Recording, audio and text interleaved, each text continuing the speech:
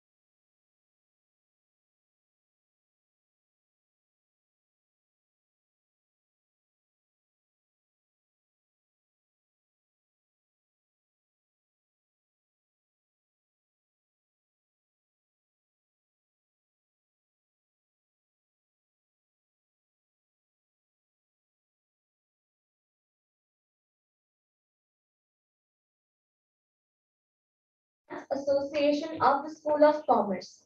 I, Anushmita Ghata, junior member of Infinix and a student of Master of Business Finance, School of Commerce, extend a warm welcome to you all on the second day of our annual business conclave, Privitti 2022.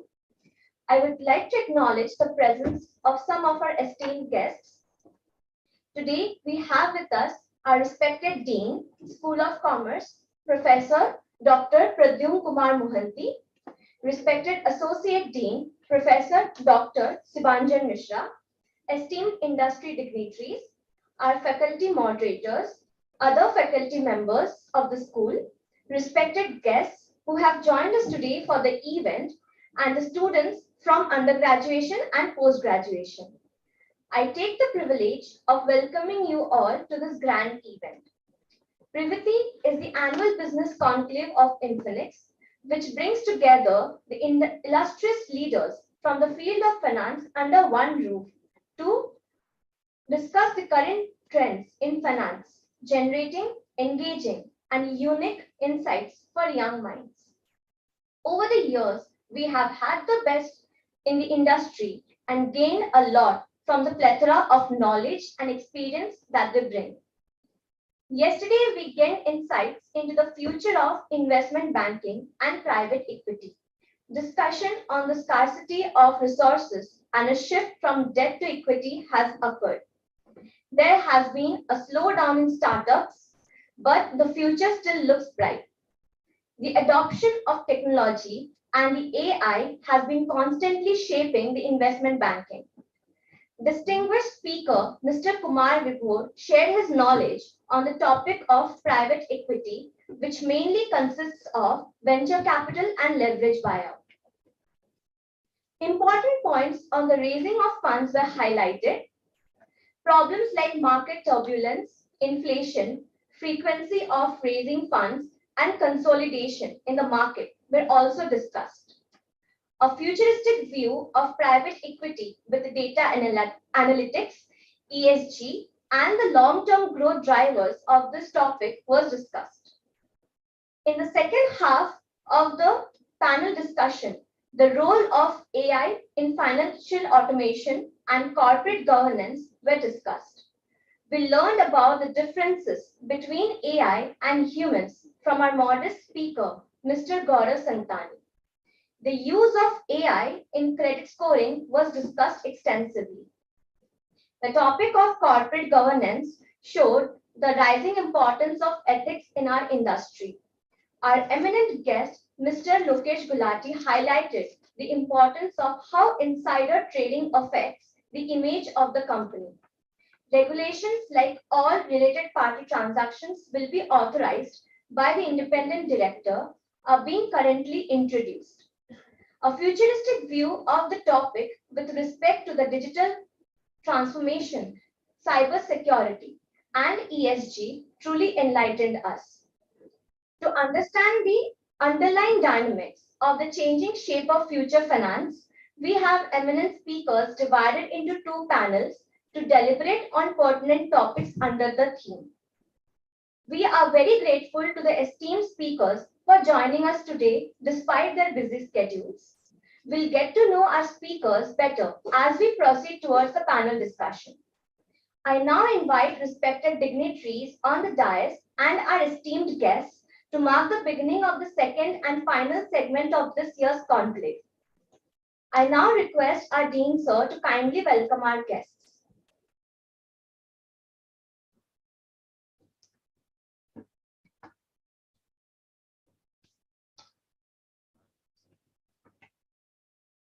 We have with us Mr. Narendra Patra, Chief Risk Officer of SBM. We have with us Mr. Indranil Pan, Chief Economist of Yes Bank. We have with us Mr. Rishikesh Palve, Senior Vice President at Anand Rathi Financial Services. We have with us Mrs. Gauri Sawant, Commercial Banking West of RBI Bank. We shall start with our first panel discussion for the day.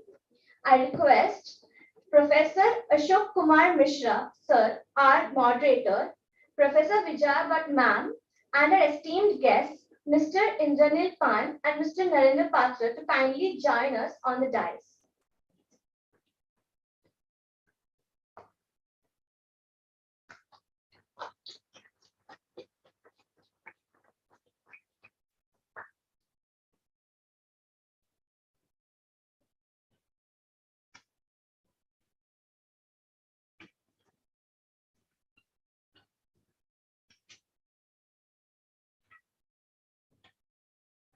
To throw light on the future aspects of finance functions, we have two eminent industry leaders with us today as our panelists. This discussion will be moderated by Professor Dr. Ashok Kumar Mishra, School of Commerce, Exam University. I request you to kindly take this session forward, sir.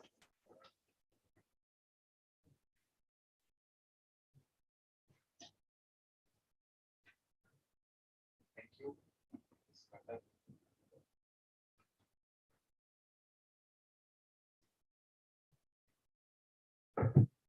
A very good bright sunny morning to one and all.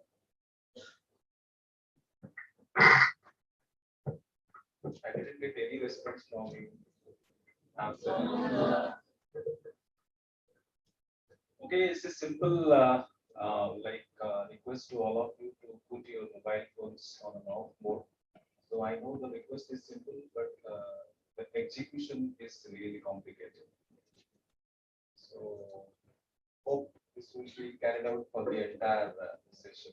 Okay, so the entire focus will be on the discussion of the panel and on the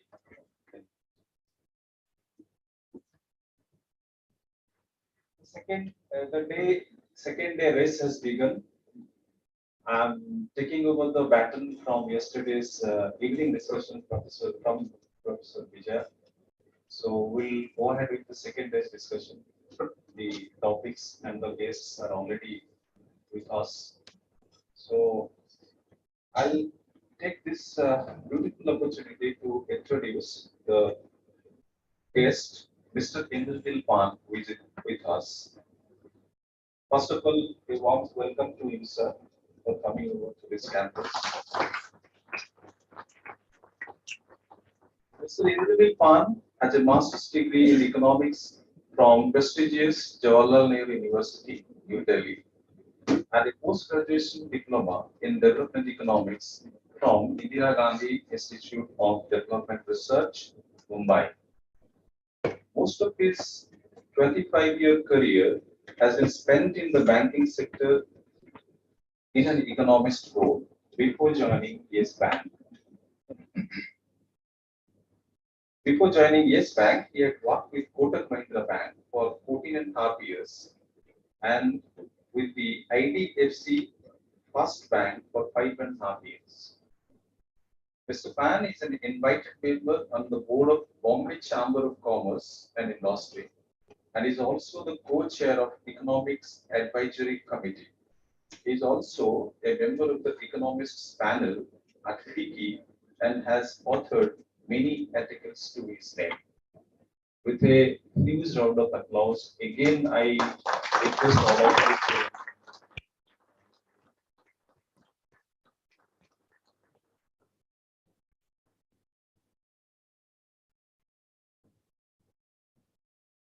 to this particular session is devoted for macroeconomics and interest rate linkages, and followed by reshaping the risk management landscape. So first we will have a discussion on this macroeconomics and interest rate linkages. As a topic, you know, the theme of this particular Privitti of 2022 is Finance 6.0, so challenging outlook. So we are like always thinking ahead and looking ahead. So 5.0 is not over yet, but still we are thinking 6.0. So basically, what this macroeconomics and interest rate linkages are and how it pans out. Particularly, if we talk of macroeconomics, the factors are already known to us. What are the macroeconomic variables which we are dealing with? And these particular macroeconomic variables are very much linked to the interest rates.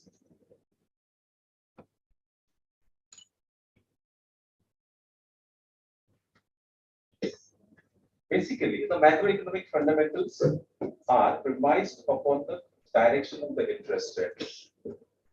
Our economy is more interest rate sensitive. So what exactly we mean the interest rate sensitive means the moment the interest rate goes up, automatically the consumption pattern gets choked a little bit. RBI increases the interest rate, the next day you will find on the newspapers the first news coming that the home loan EMI is going up, the vehicle loan CMIs are going up. It might affect the growth pattern of our economy. So when we are thinking and we are dreaming of will be one of the largest economy in the world, this kind of factor definitely has impediments. And people also change their consumption pattern. Remember, any economy, particularly in India, the economy is driven by the consumption. So we are a consumption driven economy. The more we consume, because we have the appetite to grow, so we will consume more. More the consumption, the GDP will grow accordingly.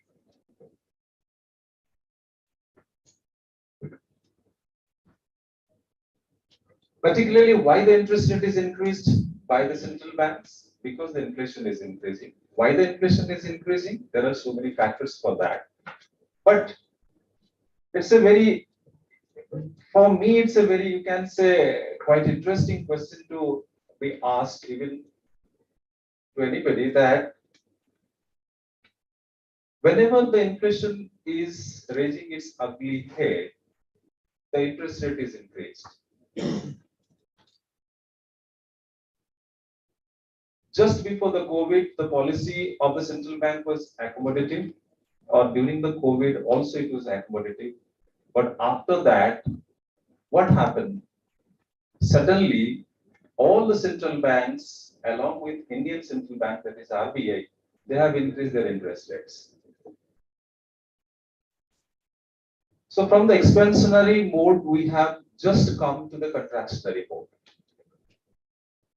Every central bank has become hawkish, so they will not let the inflation go up so that the growth will be diverted. But is it like if we go on increasing the interest rate, will it really check the inflation, or some other factors are there which are really stoking the inflationary pressure? To my mind, when I see the RBI is increasing the interest rates, I always see that the policy rates are changed.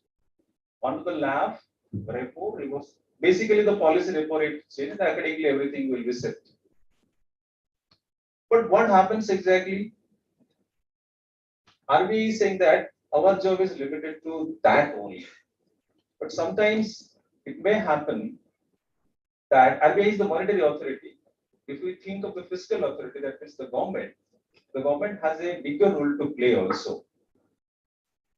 Because if we look into the inflation, particularly CPI, which is like last August 2022, the MPC committee says that it is almost 7%. They are tinkering with the policy rates only. Will it really help the inflation going down?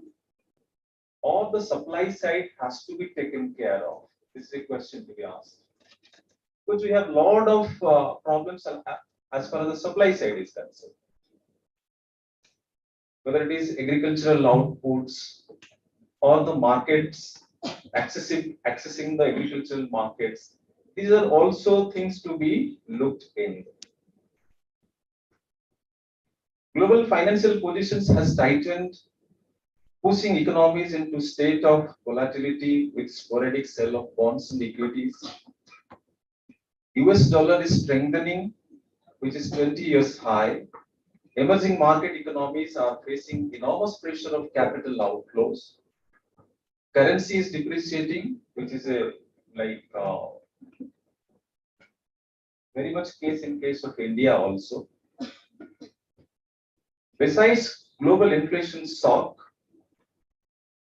the risk is increasing. As the external demand deteriorates, the domestic outlook is becoming adverse. Already I have told you that CPI inflation by August 2022 was 7%. So this triggered the MPC committee to decide the increase in the policy repo rate under LAF by 50 basis points to 5.90%.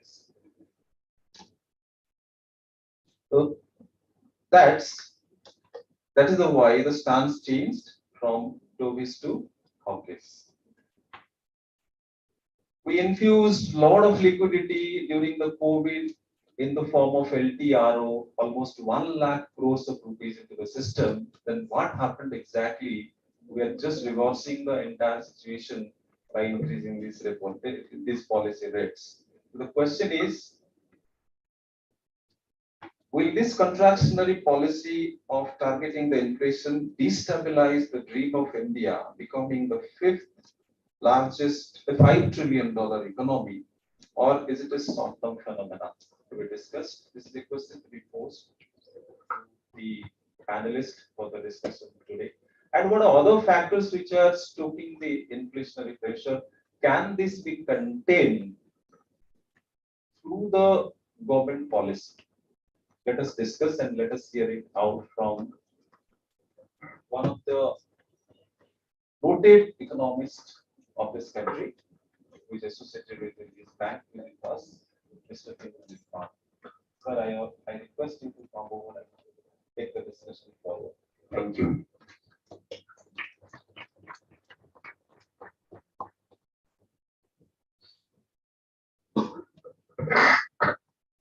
Thank you, Professor Mishra, for setting the context for today's discussion. Professor Mishra has raised lots of important issues, and there are. The wonder today is that everybody looks at the economists for all the answers.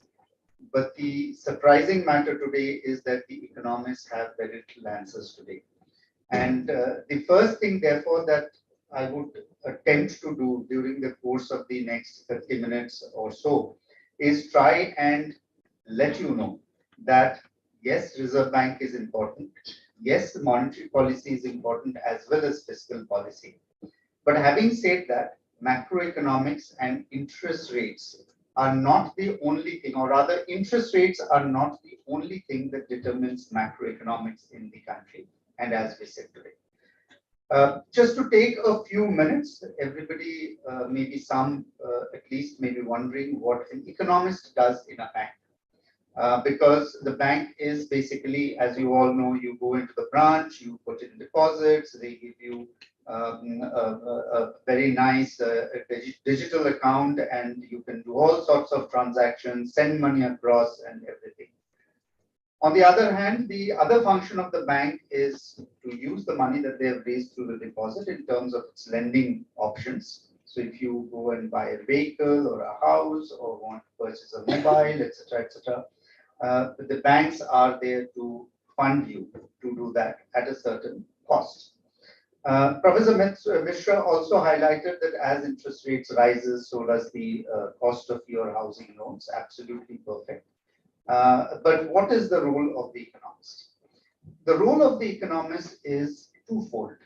One, he is never the front face of the bank in terms of the business, but he is the backbone of the bank in terms of guiding the bank through turbulent times, both in terms of its assessment of how businesses need to grow, especially on the deposit and the lending side, and also to sort of highlight along with the risk structure.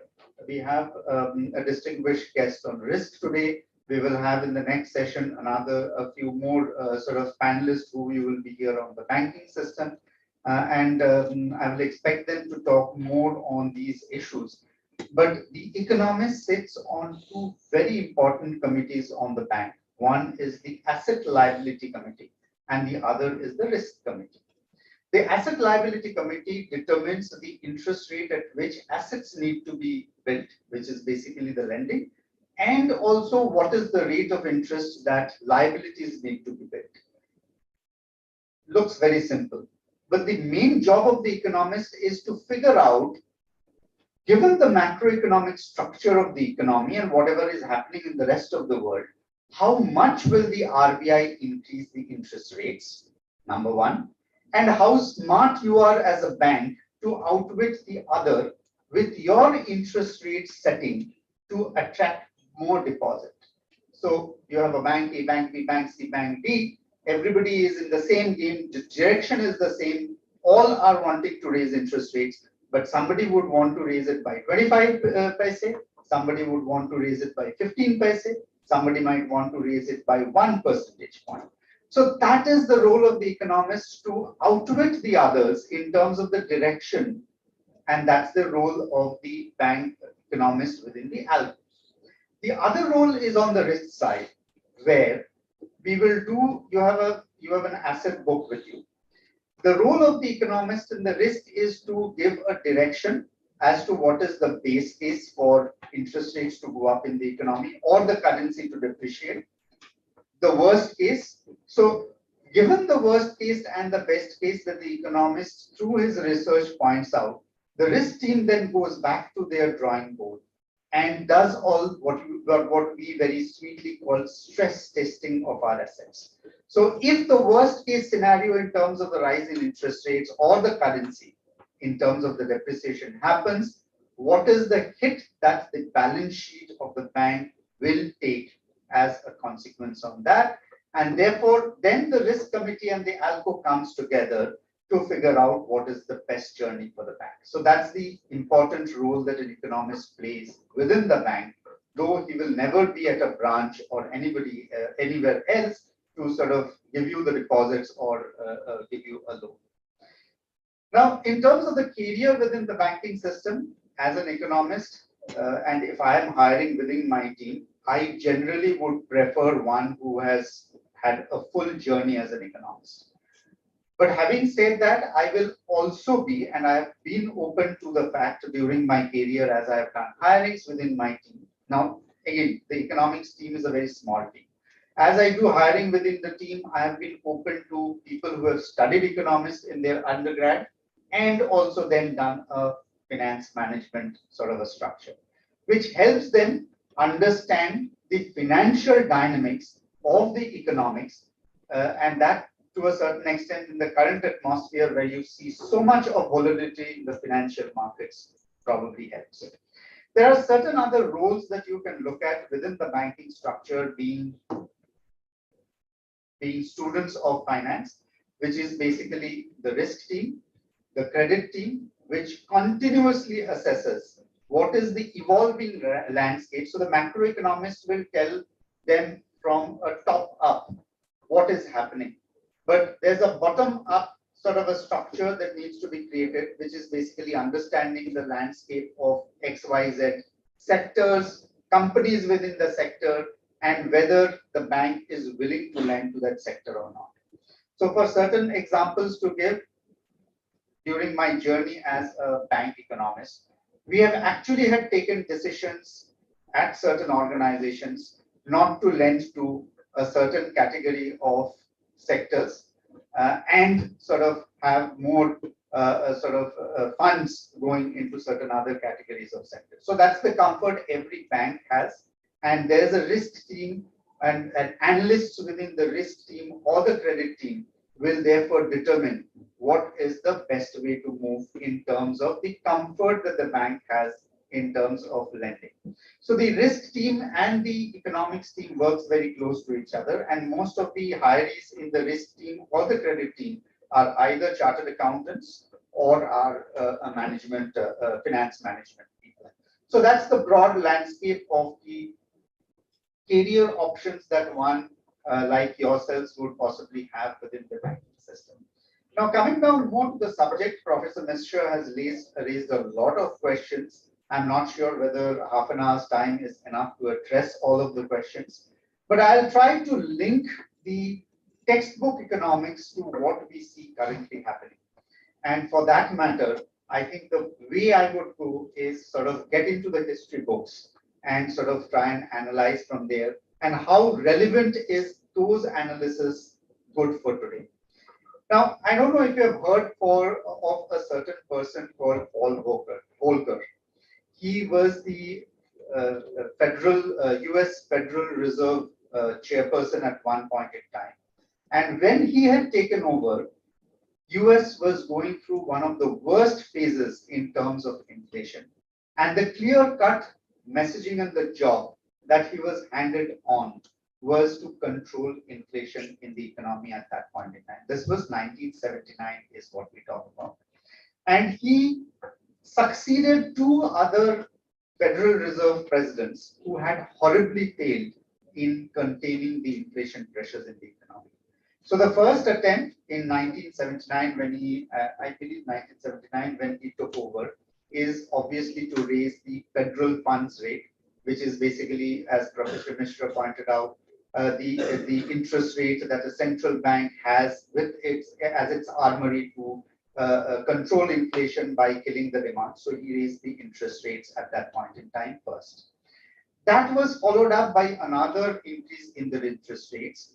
And however, when those interest rates were raised, there are 7 members within the Federal Reserve which votes to raise or not raise the interest rates. So even at that point in time, people were worried about the fact that further raises in interest rates will possibly kill growth. And interest rates were already at 10.5%. So there was a split within the room of those 7 people. 4 voted to raise the interest rates and 3 voted not to raise the interest rates. So how did the market read this scenario? The market read this scenario as a palpable discomfort, nervousness from the central bank of the country to actually raise interest rates, and financial markets therefore started to behave as if any interest rate increases are now out of the question. So that Paul Volcker realized very well. And therefore, after that raise in the interest rate, inflation was still high. And he was very aware of the fact that interest rates may not be the judicious way of going at this point in time. So at that point in time, he invoked another theory, which is called the monetarist theory of economics, which is money supply, or the amount of money that you have in the system will allow that money to reach pockets like ours, and that will help the demand in the economy. So if you bring down the money supply, the money that is there in our pocket dries up totally, and we start consuming less. So that's what Paul Volcker did. He started bringing down the money supply in the economy to arrest inflation. But that was not all. There was a third measure that also didn't solve his problem. So what was next? Interest rate option he had closed. So the whole title of this discussion, macroeconomics and interest rates, if you have noticed, we have now already moved away from it, and we have started to contain the money supply in the economy. The third measure that he took was to contain the credit supply in the economy. So he clearly set up caps in terms of how much people could spend out of their credit card bills. So that was again to kill the demand in the economy. And the reaction actually was that people actually cut their credit cards, sent it, folded it in a packet, and actually sent it to the White House. Further, the story says that whenever Paul Volcker used to speak, certain critics of the Paul Volcker gang were actually letting rats loose within the room to actually distract Paul Volcker. So that's the way I would therefore put it is that's the discomfort the general public has for the central bank, because as the central bank raises interest rates, the housing loan rates increases, vehicle loan increases, and all other EMIs increase. So that's not a very sweet spot for the general public, and that's the discomfort that they show for the central bank. Now, having said that, I think post how inflation was contained and after 2008 financial crisis, the central banks around the world, to arrest the slowdown in the economy, brought down interest rates very aggressively. they also started buying bonds. The central bank started buying bonds from the market, which was nothing but expanding the reserve money and therefore the money supply in the economy. But nothing happened to inflation. The target rate for inflation for the US was at 2%, and US interest rates were all at 1.5%. So the central bank was at crosses to figure out how they can actually push the demand higher so that the growth also increases in the economy, and they were failing to do that. But then there was something else that was happening, which we all actually had forgotten. And that is the genesis of the inflation today as we see world over. There was a very clear tectonic shift that was happening in China. And China was moving away. China was being blamed as one of the most polluting countries in the world. And China was trying to move away from its polluting industries to a relatively non-polluting industries, which necessarily means that it had to curtail production of a lot of commodities that the rest of the world used, which included steel, which included many other sort of metal alloys, and which also included to a certain extent semiconductors. The semiconductor industry was also going through a problem because with inflation being so low and demand not being high enough, they were not investing adequately. And that is the problem that we suddenly saw erupting into the open when we had the COVID crisis. So what happened during COVID was everybody had to enter into a shutdown mode. So all these supply side dynamics that were taking place very silently suddenly came out into the open because everything in terms of supply crashed. But you can't allow demand to crash. So your supply side, so if the equilibrium was here, your supply side crashed. But then look at what happened to the demand side. All governments were intent on, because they were governments, they will need to be re-elected after every 5 years. They needed to save their population from hunger, etc. Especially, for example, say the US governments and a lot of countries in the West directly gave doles to people who lost their jobs, say in the US. And that is how they sustained the demand in the economy. So the supply fell through, but the demand actually rose, even though unemployment rate was high. So this clearly created a mismatch between the demand and supply, and that's the inflation that we see today. This is the world phenomena of inflation as we see today.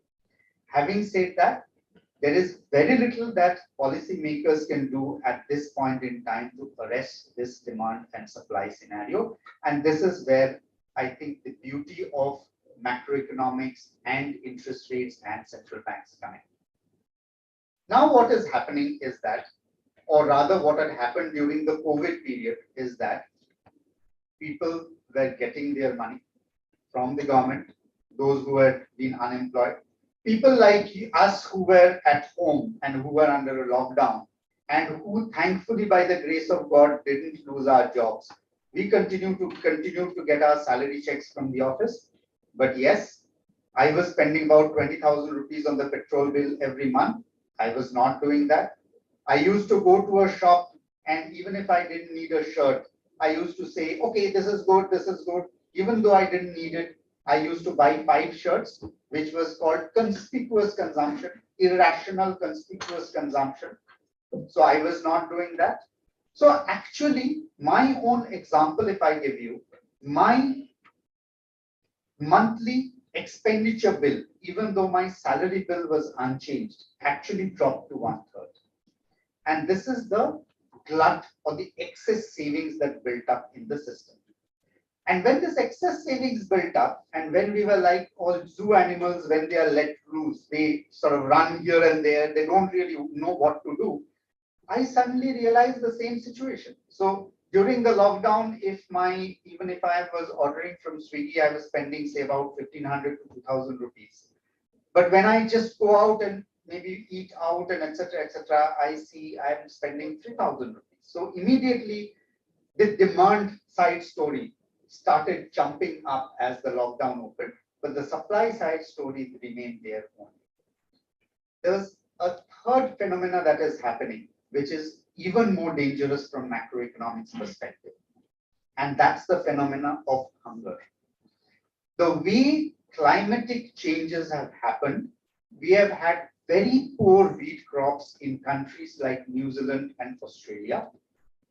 And the wheat stock of the world is actually one of the lowest. So the way the prices of the next year in agricultural crops are determined is by looking at what is the carrying supply or what is the crossover in terms of the amount of supplies that we carry into the next year. Then we look at the production that has happened, that happens this year, and then the price is determined from the demand side story, because demand doesn't move too much, is my point.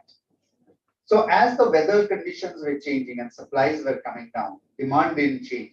So gradually the carrying stock or the buffer stock that was being carried year after year world over started to shrink. And that's the wheat crisis or the food crisis that I talked about. You must have read in the newspapers that edible oil prices at one point in time shot through the roof. The reason? The biggest supplier or producer of edible oils was Malaysia. And Malaysia actually had cut down almost all their forests, which manufacture, with the edible oil production, because they wanted to have their own structure of development, infrastructure, as you call it. So all these phenomena has hit something called the food inflation, something which is very difficult for. So basically, as Professor Mishra rightly pointed out, we increase, or the central bank increases interest rates in order to kill demand. But how can you kill demand for food? It's not a justified process. So there is a certain element of inflation that is forming within the system, which a monetary policy is not being able to kill. And that is the ineffectiveness of the monetary policy in the current high inflation rate. I'll come to India very shortly, but just to step back into what is happening in the US. In the US, when the COVID lockdowns hit, people who were in the age bracket of 50 plus, when the lockdown opened, they were already about 54 and touching maybe 55. They found their employability very weak, and they decided, छोड़ो, हमको अभी काम करना नहीं है. Then there was a certain segment of the population, the mothers. Their kids got used to their mothers, working mothers, being at home and taking care of their kids. So they also dropped out of the labor force in a very significant way. So even as the US is increasing interest rates to kill demand by bringing the employment rate down, or the amount of employment in the economy down, because as you kill demand, production has to come down, the jobs have to be lost, and that's the equilibrium that you seek. But the labor market refuses to behave the way the Federal Reserve wants it to behave, because the people with the requisite skill sets have already moved out of the market. And therefore, the employers in the US is actually struggling today to get the right skill sets, and therefore they are having to pay a relatively higher price to get skilled workers. And therefore, that's the failure of the monetary policy at this point in time. So coming down to India, lots of similar structures have happened. In fact, this is where the beautiful marrying between the monetary policy and the fiscal policy comes in. The government has stepped in. I talked about the food crisis. We face a food crisis today here in India also. Wheat stocks are very low. We have a struggle in terms of rice. Our own climatic conditions have changed significantly. This year, the government comes out with an advance estimate of the rice production every year. It is 6% lower than what they had anticipated for this year because of the late rains extending. Standing paddy crops have been lost, and therefore we are looking at a scenario where, even though buffer stocks are good enough, we are looking at a scenario of not too a sweet spot in terms of our food buffer. Wheat stocks, as I said, world over has depleted. India is one of the biggest producers of wheat, though not up there on the scale in terms of productivity. We are not the biggest productive country insofar as wheat is concerned, but we were at least the largest producer of wheat. So we were a very significant exporter of wheat. And the government came and said that wheat exports are banned because we need to feed our domestic people. And out of the Food Corporation of India coffers, the government also had to run this program called Free Food program for the people affected during the COVID and who had lost their jobs. So the wheat supplies, which had anyways depleted because of the exports to the rest of the world at a rapid pace, started depleting even more. And then the government came and said, okay, we don't have so much of wheat to give you. We will now give you rice. But here, hold and lo, behold, we have a rice cultivation which is failing. And therefore, there is a challenge in terms of how my rice buffer stocks will hold up. That's the reason why food prices are rising. So even though the Reserve Bank continues to increase interest rates, it will be a challenge for the Reserve Bank to bring down inflation in the right way that they want to. Having said that, the general sort of sense is, छोड़ो, ये measure से तो कुछ नहीं होने वाला है, हम करेंगे ही. But unfortunately, central banks are in a bad position from that perspective. And this is where we call the credibility of the central bankers, or rather credibility of any institutional setup that is there in the country.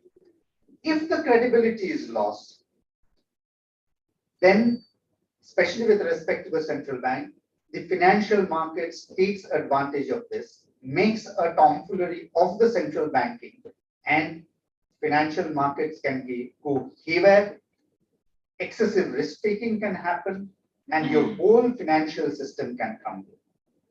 So, from a credible standpoint of the central banking, they have to continue to increase interest rates. You ask me as an economist, till how long, how far, I don't know. Point number one. Point number two. Not only it is the domestic factors that lead to a central bank in India, which is an emerging market economy, to raise rates. Professor Mishra has pointed out the whole volatility that is happening to the currency markets. Now, just to stand aside, I'll give you a very simple theory that we look at this point in time. It is called the dollar's mile theory. So what is the, do a Google search and just type dollar's mile theory, you'll get a lot of literature on it, beautiful pictures on the dollar's mile theory. So dollar's mile theory says this. Generally, textbook economics says that if India is underperforming, or if any other country is underperforming from its macro parameters, you have its currency depreciating. Perfect. Now come to the dollar. The dollar's mile theory says that if the US is doing better than the rest of the world, then money from elsewhere flows into the US. Therefore, the dollar smiles. One end of the smile is here, the dollar appreciates. What is the other end of the smile? If the whole world is underperforming, then the dollar being the number one currency of the world, all the investments that dollar had done by going out of US and settling in, say, countries like India, etc., that moves out of India and goes back to the US. The dollar appreciates once again. So irrespective of the US economy performing better or worse, the dollar appreciates. So then the next question is, when would the dollar depreciate? The dollar depreciates only at one point in time. It is when the rest of the world does better and the US does bad in terms of its economic growth. So then once again funds move out of the US and tries to search for yields and returns in the rest of the world. But I think it's a significantly long away story when the US actually does relatively worse than the rest of the world. Because what we see today is, given the slowdown and the challenges that are emerging in the rest of the world, every other country, including an exporting country, actually will follow the global weakness story. And that's also the reason India needs to raise interest rates, because we need capital from abroad. And unless we give the rest of the world a higher interest rate, capital will not come from abroad. So now I think more or less the understanding is there that interest rates is not the only thing that guides macroeconomics. It will have to be the credibility of the central bank that needs to be taken care of. I'll just end my speech with a short role that the Reserve Bank also played during the COVID times.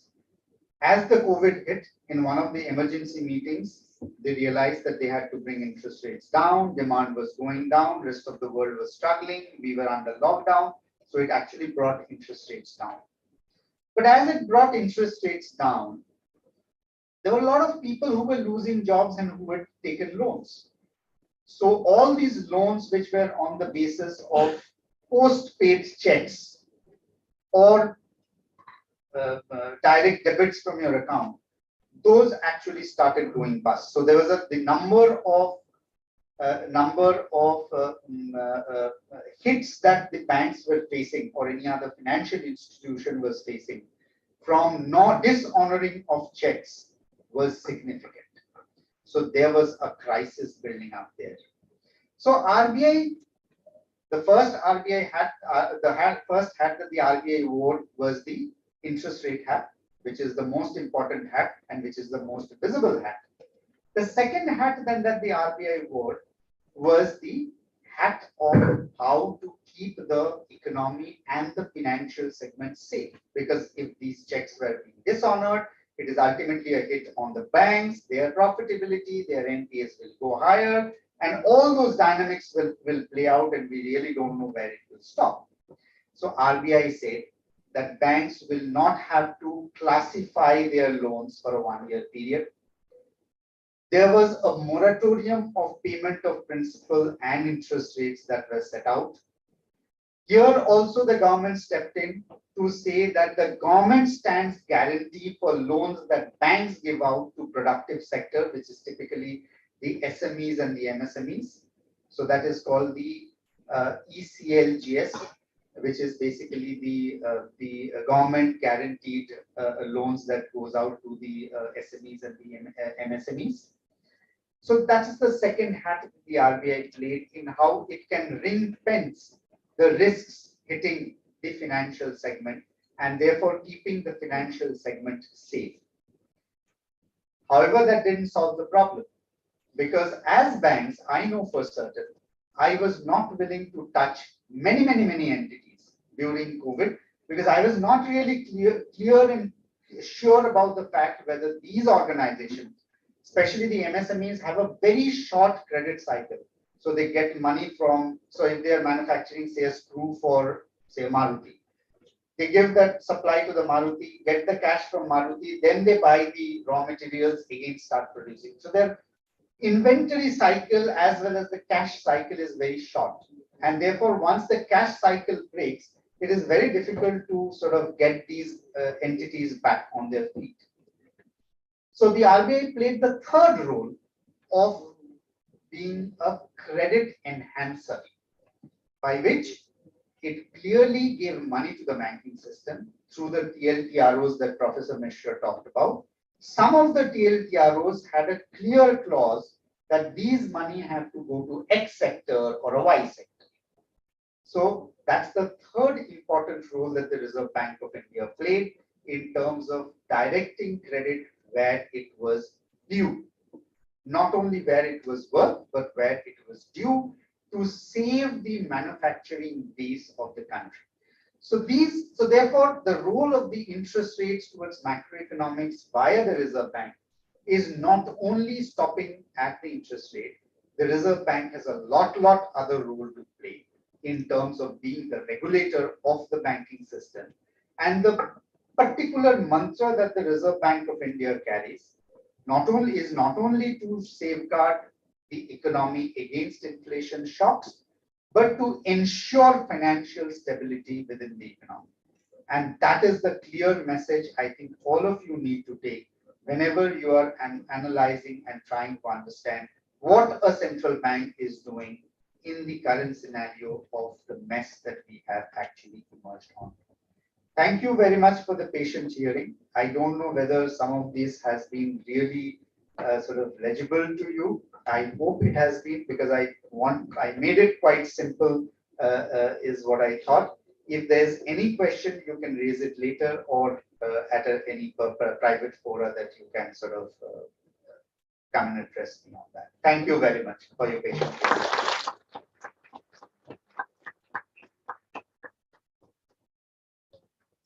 So we'll take up the question and answer at the last, I suppose.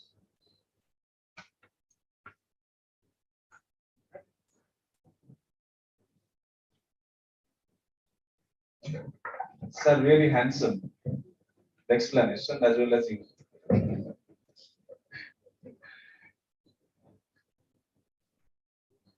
So again, I got my answer very well. That the way you explained that is definitely not the central bank which is responsible in containing the inflation, as well as the respective governments plays a very important role in bringing down this particular inflation. So no doubt, it's a supply side phenomenon, whether it is in India. Like I must say you, sir, one thing very clearly. I have been hearing this increase and decrease in repo rate, like the day when I understood about the economics and finance and all this. But same thing continues. Inflation is going up and up and up. Like the other day, I went to the vegetable shop. I bought some vegetables, and then I flipped into my bag, and it was not even half of the bag. It is a quarter of that bag. It was a big bag. It's almost a sack, you can say. Suddenly, I flipped in, and I said that I said to myself, inflation, inflation, and inflation. So it will continue. And as far as credibility of the central bank is concerned, to some extent, maybe this is my view. I'm not quoting anybody. I feel in comparison to your experience and about like those who are reading those kind of organizations. I must say that despicable audacity to comment upon that. But big economists are heading these central banks, particularly in India. But the same situation we are not coming out of. It is continuing. We have been hearing the banks are playing with NPAs and this, that, and inflation is not going away from us and it will hurt us likewise. Anyway, so one thing you very interesting thing you said about the dollar smile theory. It was really interesting. And definitely I'll get into those literatures, and I hope everybody has enjoyed this particular deliberation of Mr. Indra Khan. Again, I must request all of you to just laugh yourself.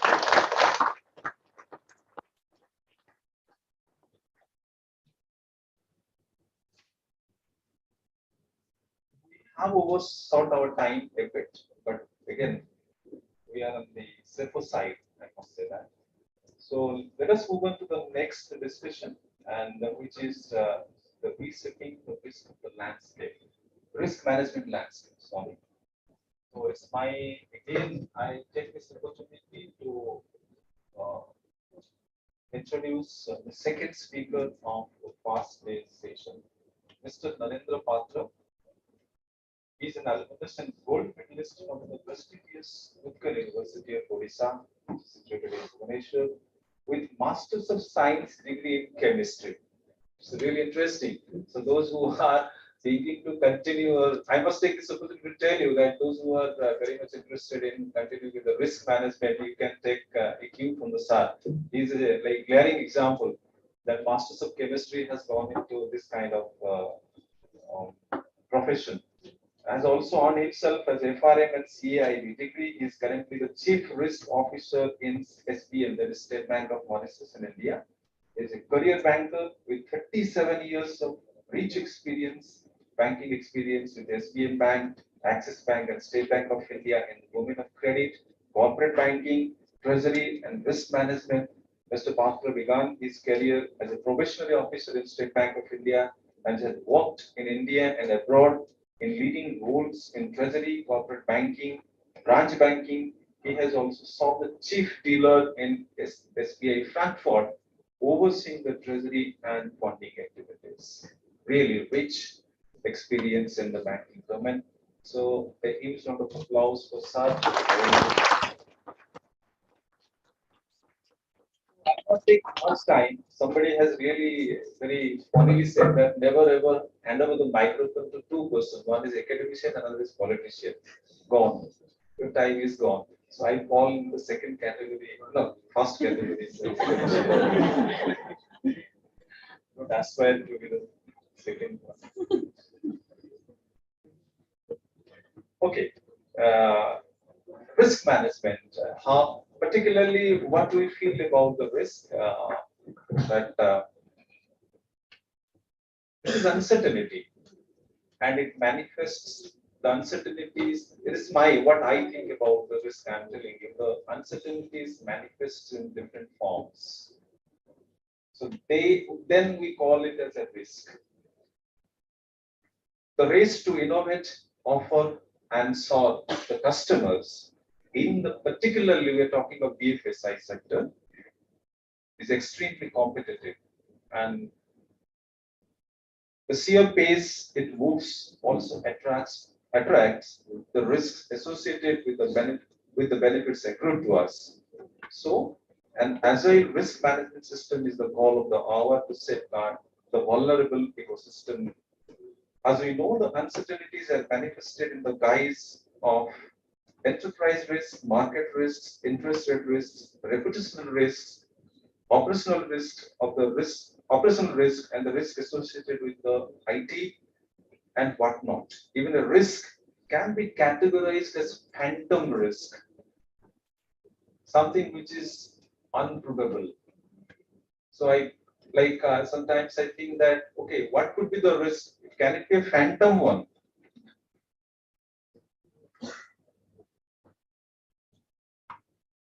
Particularly, we'll be discussing about the banking and the investment institutions, those who are facing the risk today. If I go back back 1 year back or 1.5 years back, I can tell one of the glaring and bony examples of an investment institution, particularly an AMC, which bunt in its hand in its portfolio, particularly bond portfolio, which is considered the less riskier. That is Franklin and Templeton.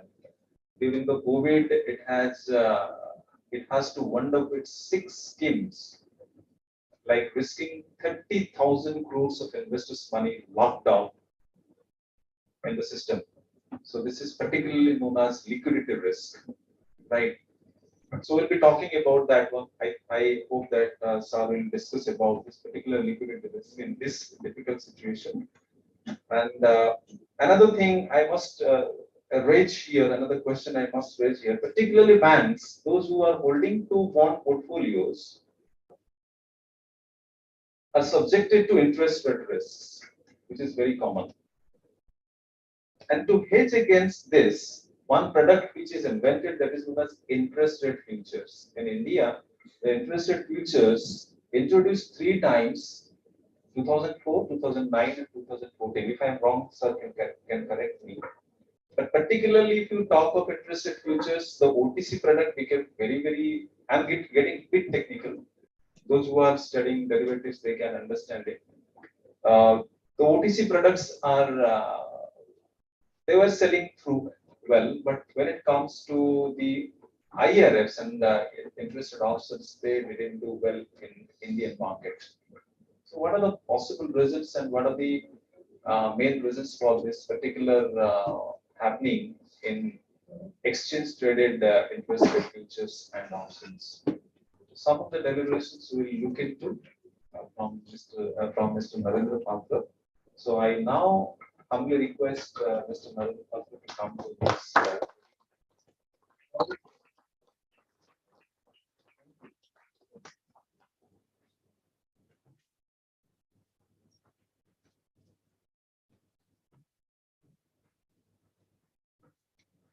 Very good morning to all of you. Yeah, I am thankful to the university for giving me an opportunity to interact with all of you. I think this is the second time in so many years, probably I am coming and addressing the students of this August institution. I think it was long back when I had come on a summer vacation from my role from SBI Frankfurt. So one of my colleagues who was a guest faculty introduced me to the students in foreign exchange to take them through the how a dealing room works and what does a dealing experience mean. It was long years, maybe I think close to 2 decades. And once more, I think I have been introduced to this occasion by my friend and colleague Amulya. So we have worked together in SBI. He asked me to if I can address the students here. I think it's my privilege to share a few thoughts on the risk management landscape. So before we understand the risk management landscape, I would like to just to give it you a context that how these risk management practices have changed over the years. So I think all in the audiences were not born when I started my banking career. So I will try to take you to those days, what banking meant.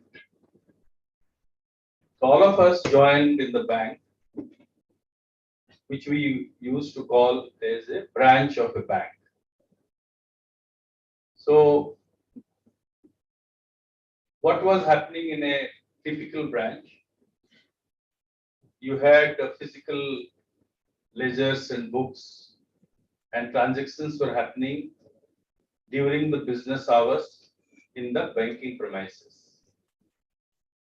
If you would like to do any transactions, you have to come to the branch within that 4 or 5 years of 5 hours of the banking hour and deposit cash, withdraw cash, open an account, close an account, transfer money, and do all type of transactions.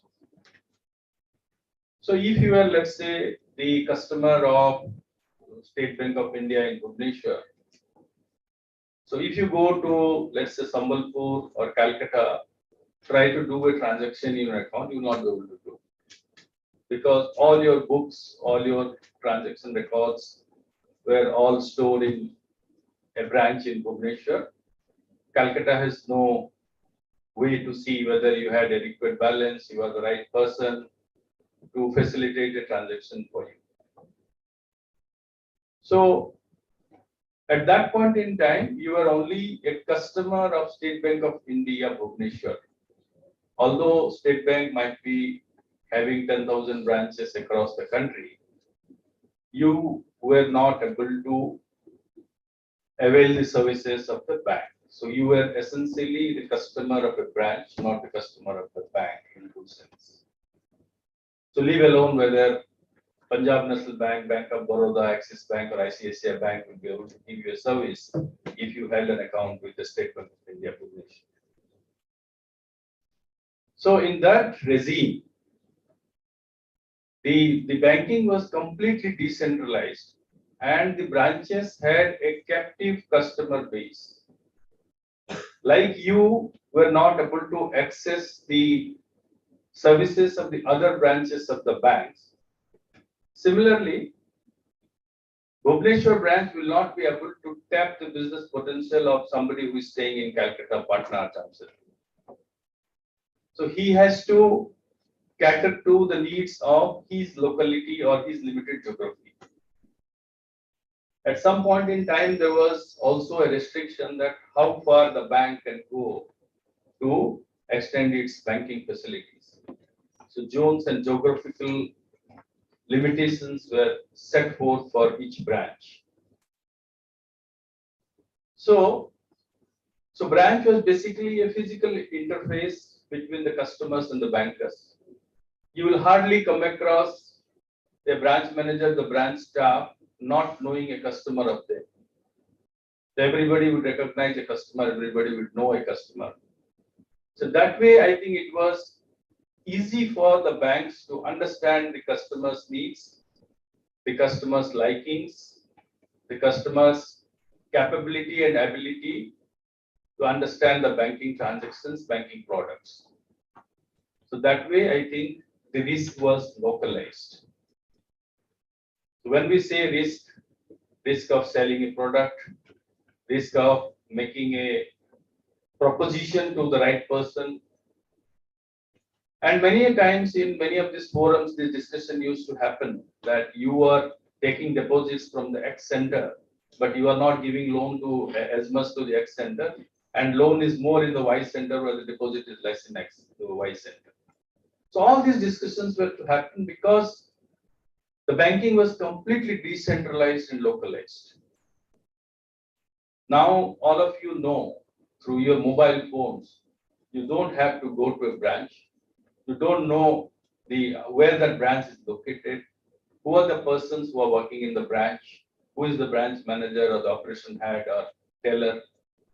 You can draw money, you can deposit money, you can create fixed deposits, transfer funds, make investments without knowing the branch where it is and who are manning those branches.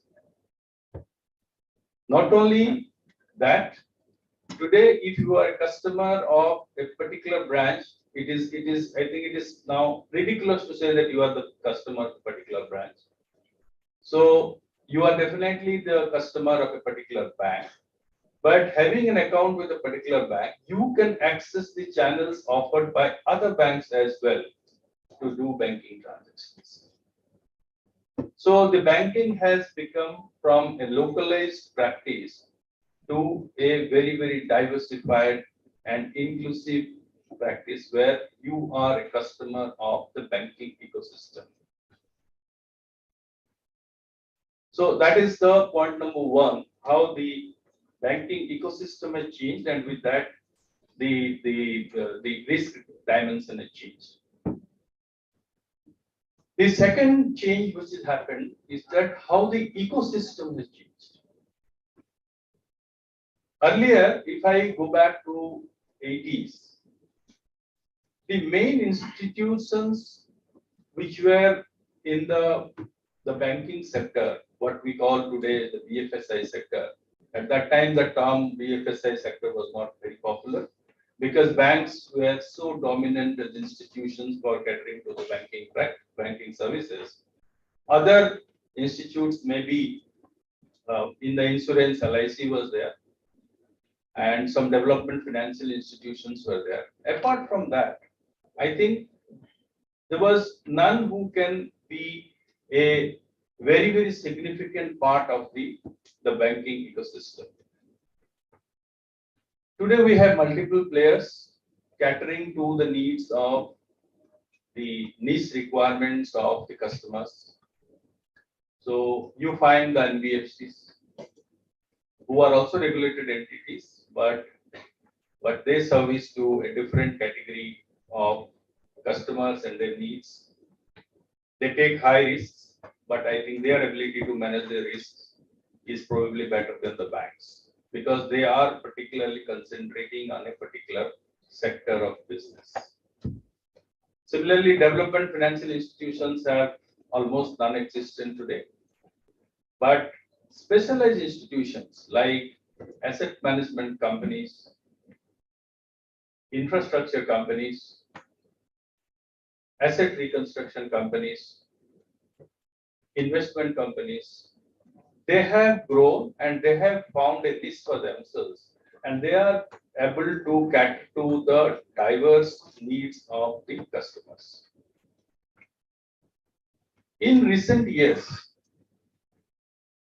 fintechs, they have emerged as a very, very major player in the banking ecosystem because of their nimble-footedness and very smart use of technology. I think you have heard about, you are mentioning about what has happened yesterday, I think some talk, speakers have spoken about the artificial intelligence, machine learning. So they have been able to solve some of the problems of a typical requirement of the sectors in a much better way than the banking ecosystem has been able to do. Let me give an example. So in our role, I think as a risk management practice, we interact with the business models deployed by the various entities to learn how they are managing those risks. So just think of a real situation. What used to happen for, let us say, a driver who is driving the car, maybe earning a salary of maybe 10,000 to 20,000 rupees per month and managing his family. Let's think that he falls sick or somebody in his family falls sick for a prolonged period of time. So his earning dries down. He needs money to manage his family. When he needs money, what does he do? Probably he wants to get some money from his friends, maybe his relatives, or maybe his employer to run the family during that crisis period.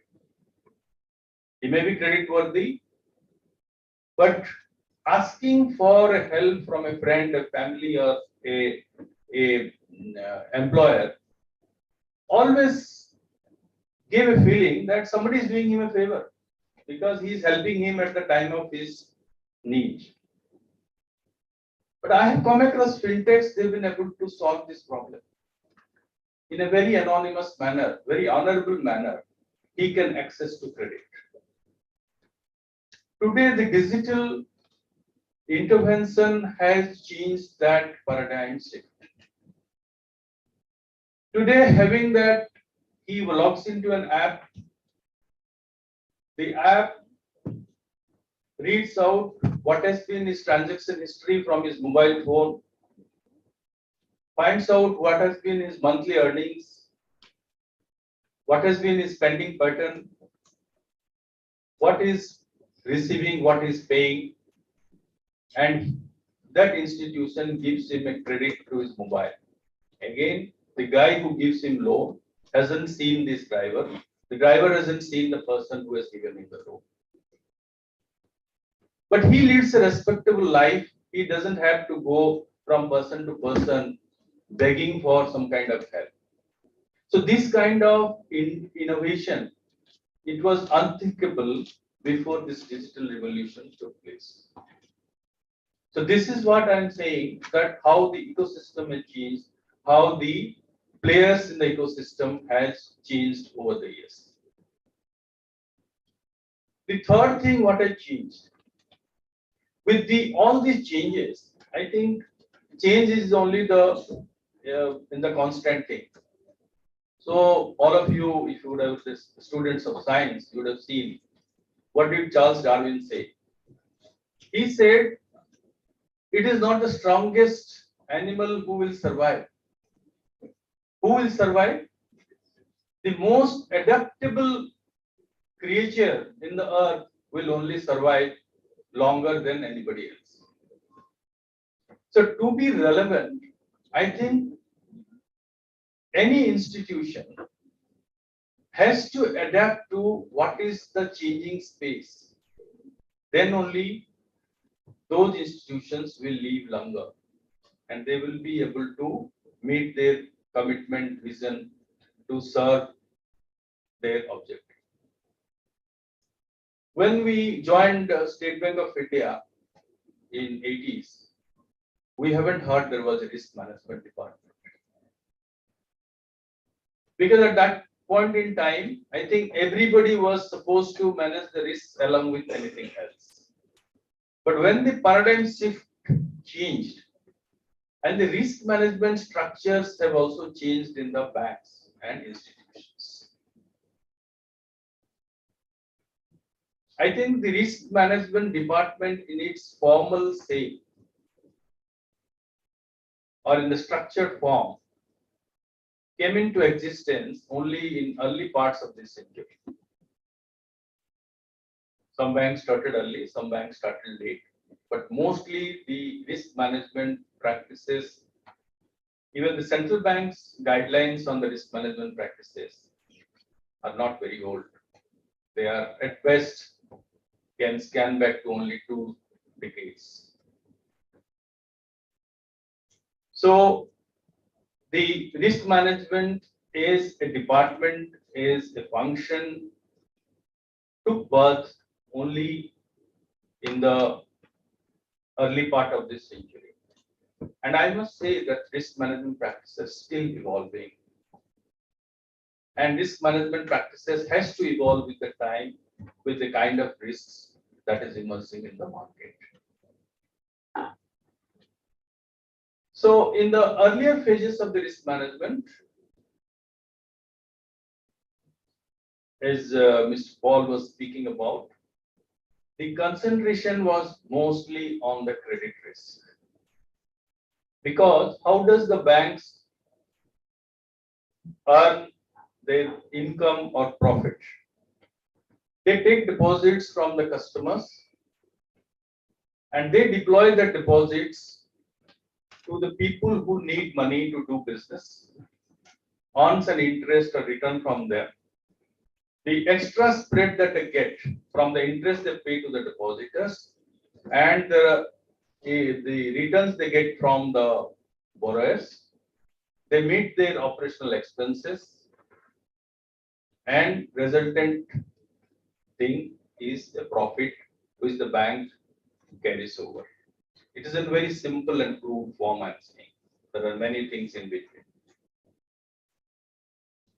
So it is very important for the banks that this income is secured. How this income will be secured? Only if they give money to the right kind of people. Mr. Paul was speaking about giving the money to the right people, to right sectors, in right products. So that is where the credit risk comes into picture. What is credit risk? Through my banking experience, I can say only 2 things are important so far as credit risk. Whom to give and how much to give. If we can answer these 2 questions, I think we can manage most of the credit risk. So the risk management practices, they define the rules for whom to give and how much to give. There, I think you get your industry exposures, group exposures, single borrower exposures, concentration risk, what tenor to give, tenor risk, all those things are included there. Yeah, and the other point, I think Mr. Mishra was also mentioning on the market risk. So bank also put investment in various asset classes, one of them being the bonds. I think Government of India borrows through the Reserve Bank of India. And the banks are the channels through which these borrowings are met by investing in what we call the government securities. Similarly, the private sector and public sector units, they also issue bonds which the banks and other institutions subscribe to. So as we discussed, the interest rate is a uncertainty. With the change in the interest rate, this value of investments also change, what we call as mark-to-market risks. So how to manage this risk? Similarly, the bank's treasuries also have exposure to the currency risk. Currencies also fluctuate, as I think we discussed now, how the dollar appreciates and how the emerging market and other currencies fluctuate against dollars. So to manage those risks, there are practices, there are tools in the hand, there are limits in place so that we do not take excessive risk into these instruments or in these investments. That is the domain of the market risk.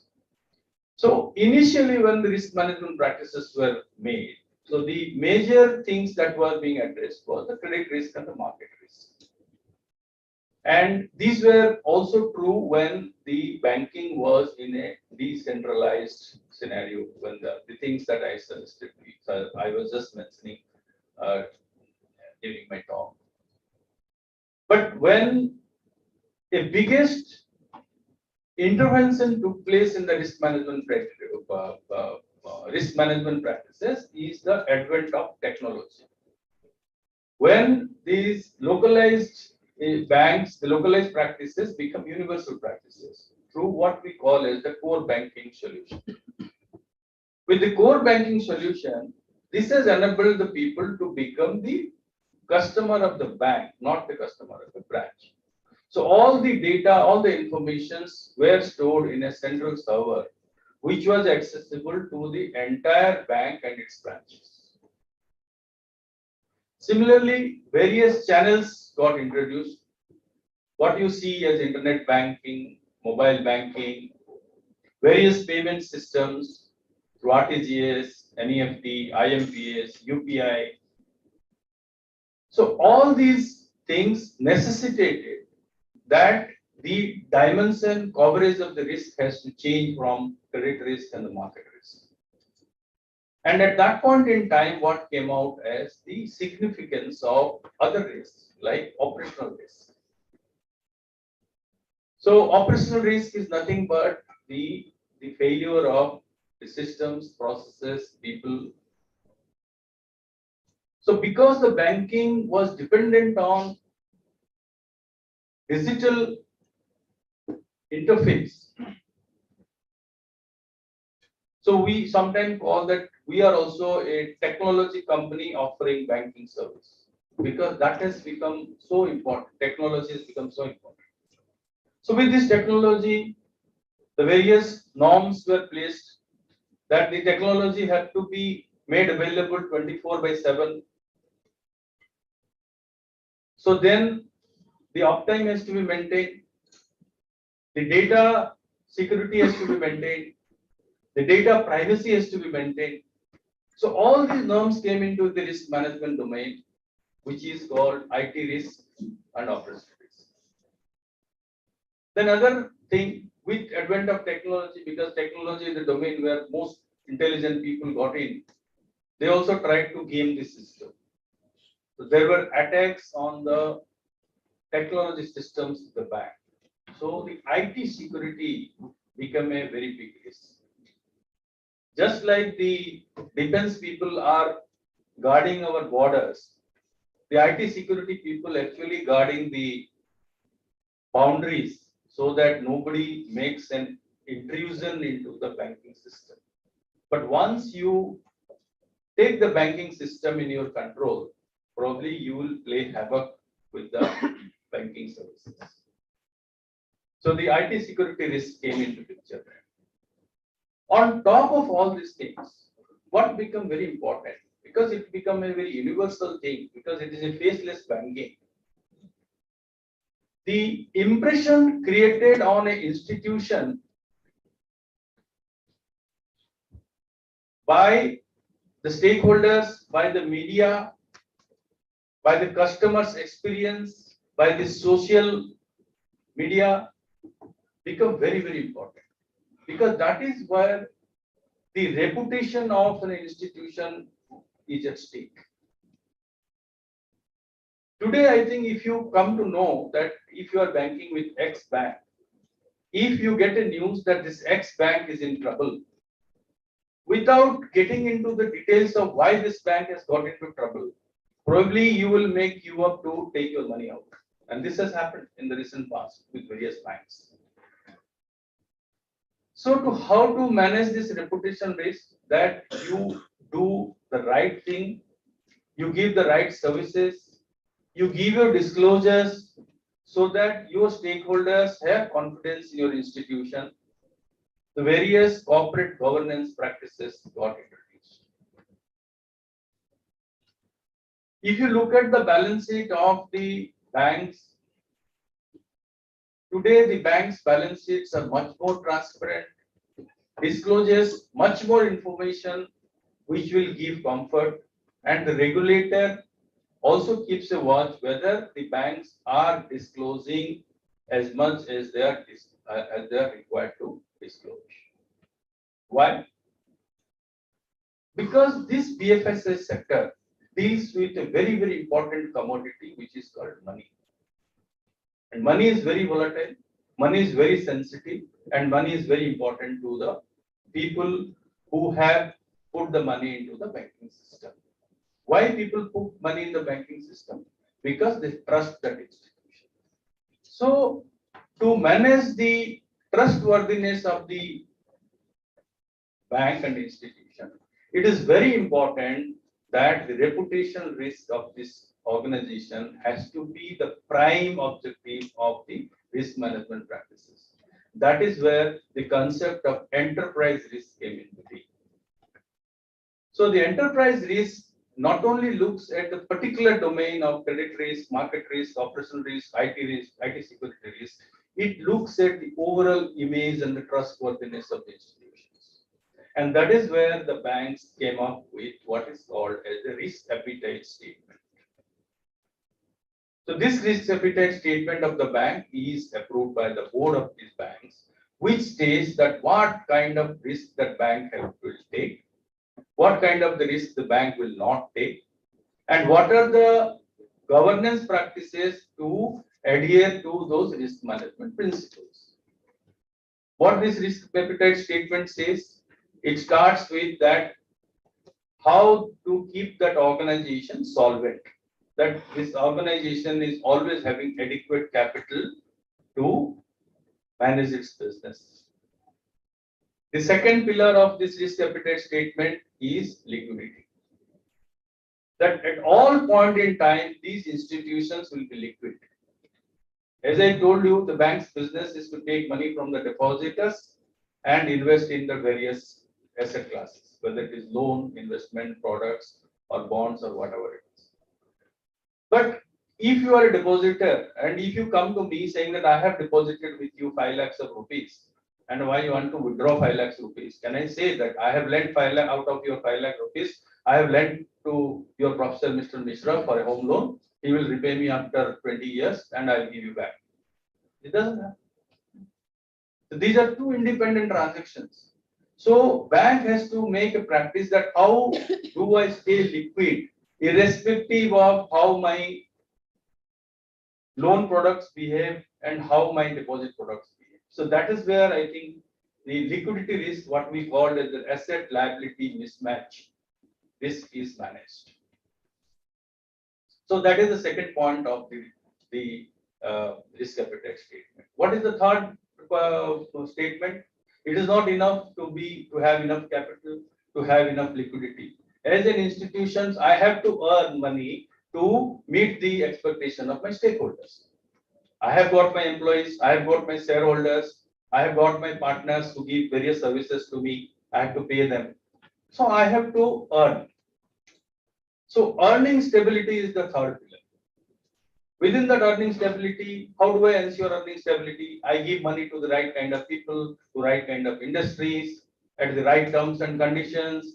I manage the legal risk. I have the recourse to recover money if somebody defaults. So all these things are taken care of. Even your market risk is also taken care of when I talk about earning stability. I also invest in bonds which are less volatile so that my earning figures are not volatile, so that at some point in time I will become a unviable institution.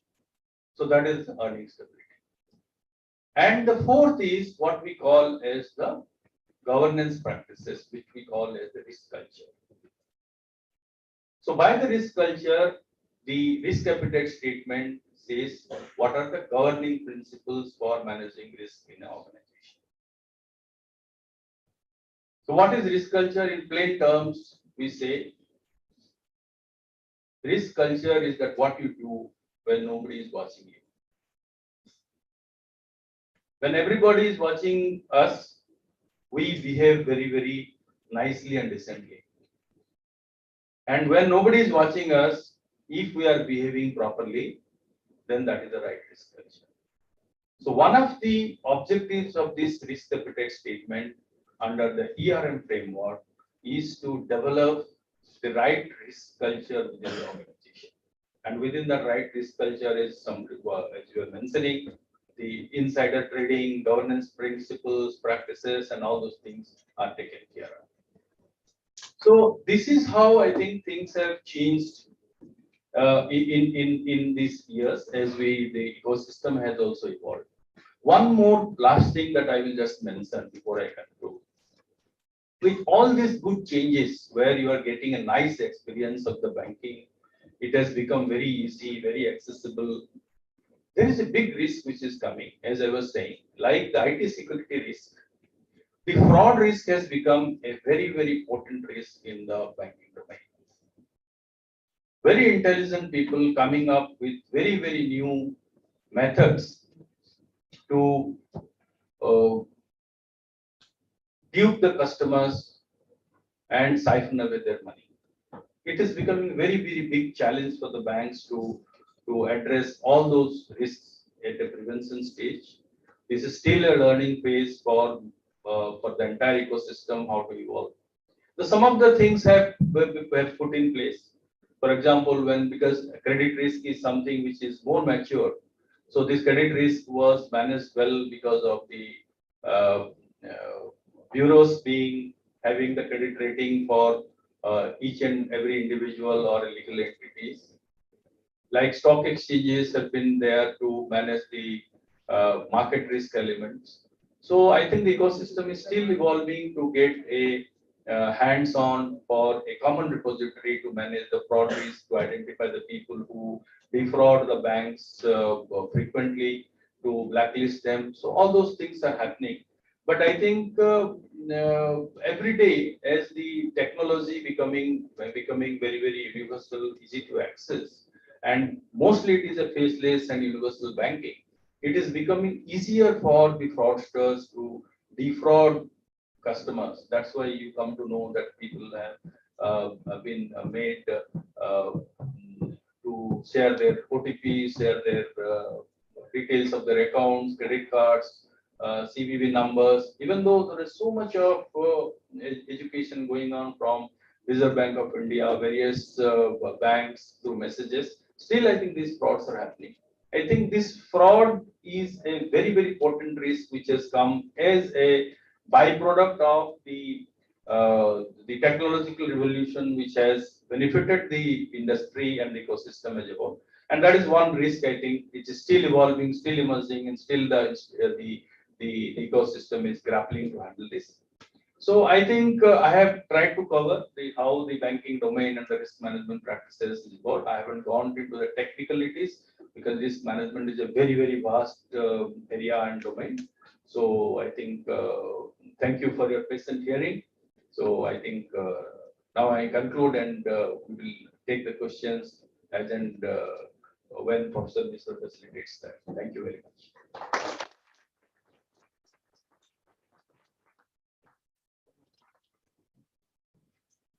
Thank you, sir. Thank you very much. In a subtle way, you have explained the rudimentaries of risk management, particularly in the banking system. Very rightly, you have said, I really enjoyed this statement. Risk culture is when you are not, when nobody is watching you. If you are doing that particular thing correctly, then things will be in place. But definitely, I'll say one thing that when you were talking of asset liability management, I still remember the fall of the great institution and the behemoth like ILFS, when everybody came under the scanner, when the papers were rated by credit rating agencies, AAA, and after some time they were again re-rated by them as D. So it really inputs a question on the trust we are reposing on these kind of institutions. So definitely the edifice structure on which the entire financial system rests is the trust and confidence. If that goes down, the system will collapse and it will set a systemic risk. It will set a systemic failure in the entire system. So with this, we are coming to the end of the panel discussions. Will It's not completely end yet. Some time is left out. We'll go ahead with the question and answer sessions, and I request all of you to succinctly put the questions. We'll not go to the background of the questions. Directly put the questions to the panelist. If any of the panelists you can ask the questions. So we'll go ahead with that. Mike.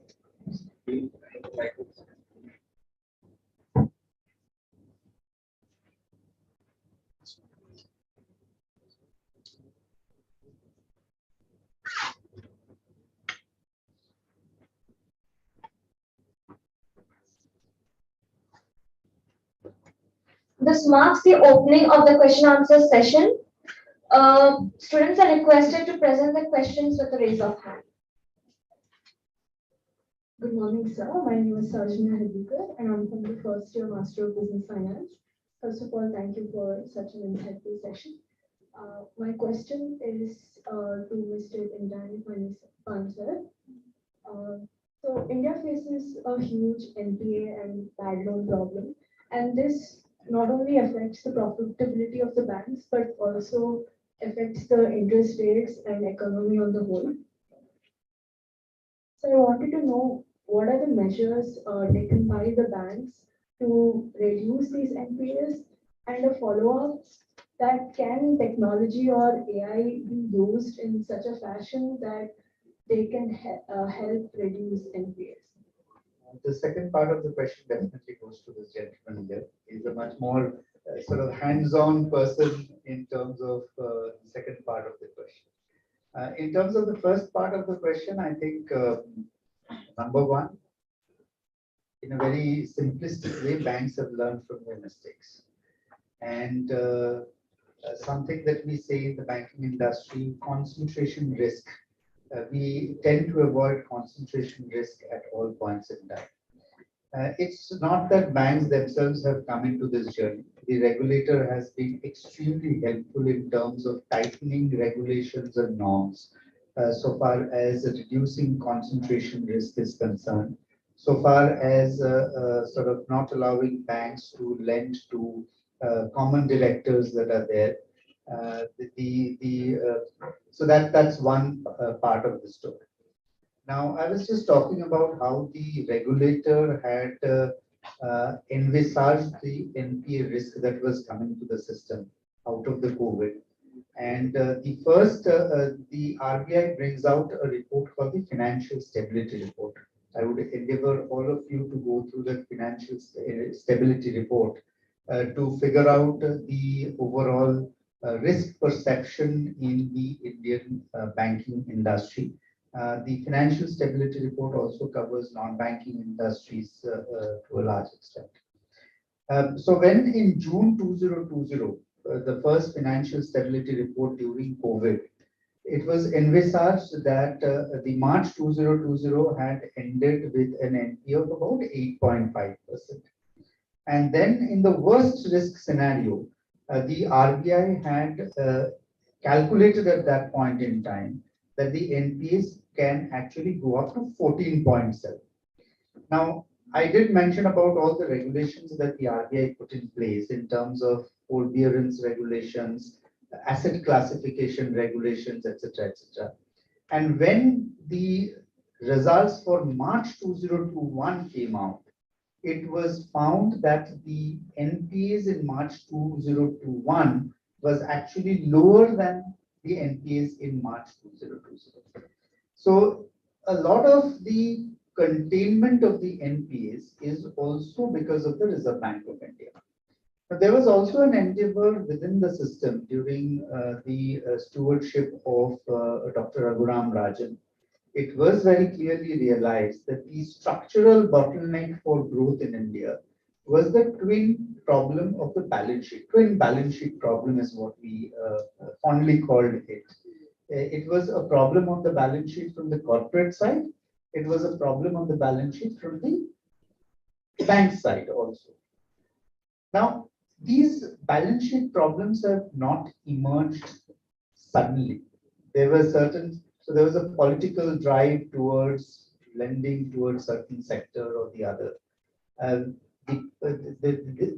for example, the airline segment at one point in time was classified as a sunshine sector, and a lot of banks had sort of put money into very clearly Jet Airways, Kingfisher, and they nowhere exist as of now. So all those evolvements have been there, and that led to the sort of cleaning up of the balance sheet. And bank balance sheets, believe me, are much better today than anything else. I'll expect this gentleman to highlight the AI, but just before I leave the mic to him, today, a bit of a concern to me as an economist. I'm talking from purely an economist perspective, not a banker's perspective. In the search of higher yields, banks are actually much more open today to unsecured lending, right? And by unsecured lending, we mean lending towards the revolving credit card lending. If you go and buy a mobile, you can just put it in your pocket and go. So even though you have the collateral as the mobile, it is technically unsecured. So only secured lending may be the mortgages and the vehicle loans. So that's a bit of a worry that I have. But what my banking colleagues within my institution tell me is that it may not be a huge worry, because these are very typically short-term loans.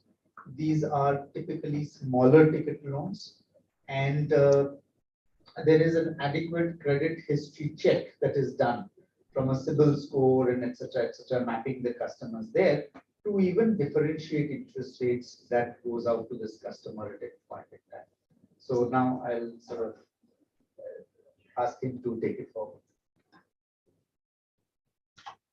Yeah, I think as I was mentioning, like the digital revolution has changed the landscape altogether. It has also changed that landscape in the lending side also. Most of the applicability of AI and ML has been mostly on penetrating of the banks to the unserved sector. Those who do not have, like a corporate has a balance sheet. So the banks have a more structured view of a corporate because of its balance sheet, the transactions goes to the formal banking channels. So that is what helps the banks to assess that how is the solvency of that corporate, what has been the earning volatility, what has been the cash flows. And based on that, they take a call that how much can be lent to that corporate. So I think that is basically the corporate lending side. The use of AI in the corporate lending side is also useful, but I will come to that later. But where the AI has been more helpful is in SME lending as well as in the lending to the retail consumers. So in case of SMEs, all along we have been replicating what we do with the large corporates. But SME being what they are not very good at keeping their books. Most of the transactions happen informally. Most of the transactions happen through cash, barter, and all those things. Those things do not really reflect on what exactly is happening in those entities. So AI has helped in trapping their credit through other non-conventional manners. One of them is that after the introduction of the GST, it has become very useful to really assess a small SME client, looking at his GST history. And there are AIs deployed to find out whether those GSTs will reflect on what is the credit requirement of that SME. The second, the AIs also track how many employees are there in that institutions from the EPF records. Similarly, what has been the energy consumption of those manufacturing units, that gives a very clear picture of what is exactly the level of activity in those sectors.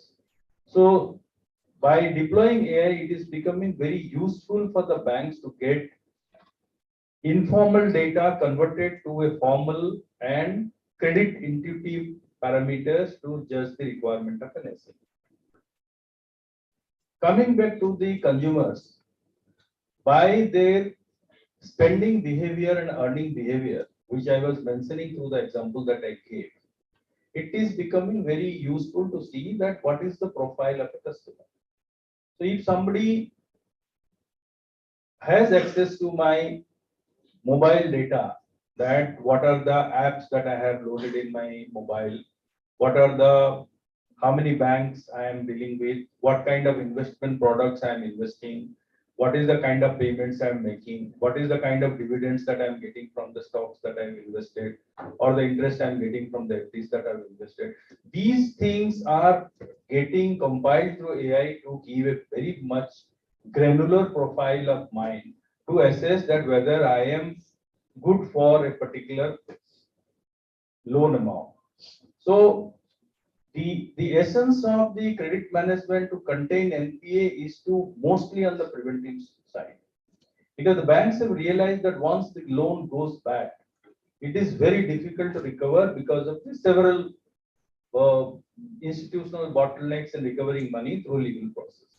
So what the banks are concentrating on to see that they give the right kind of products, right kind of limits to the right kind of customers.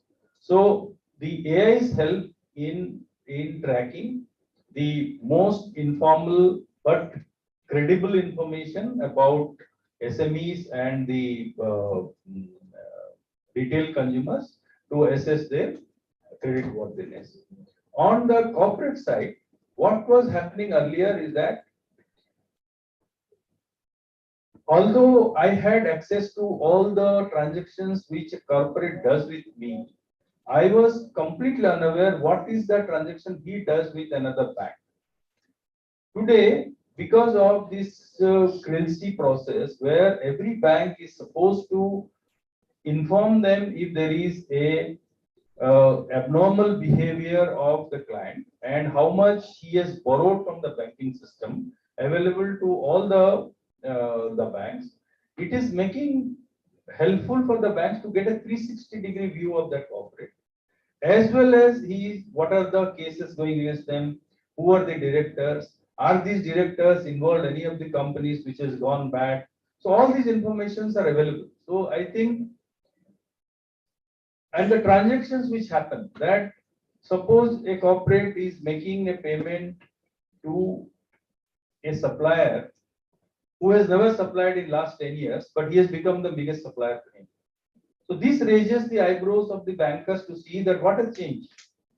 Why this customer has not relied on the previous suppliers, but he is now is dependent on another supplier. So that helps the banks to ask the question to the corporate to say that what has changed. So the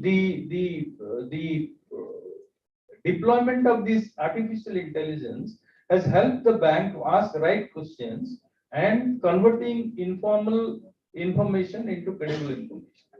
I think if I have answered your question.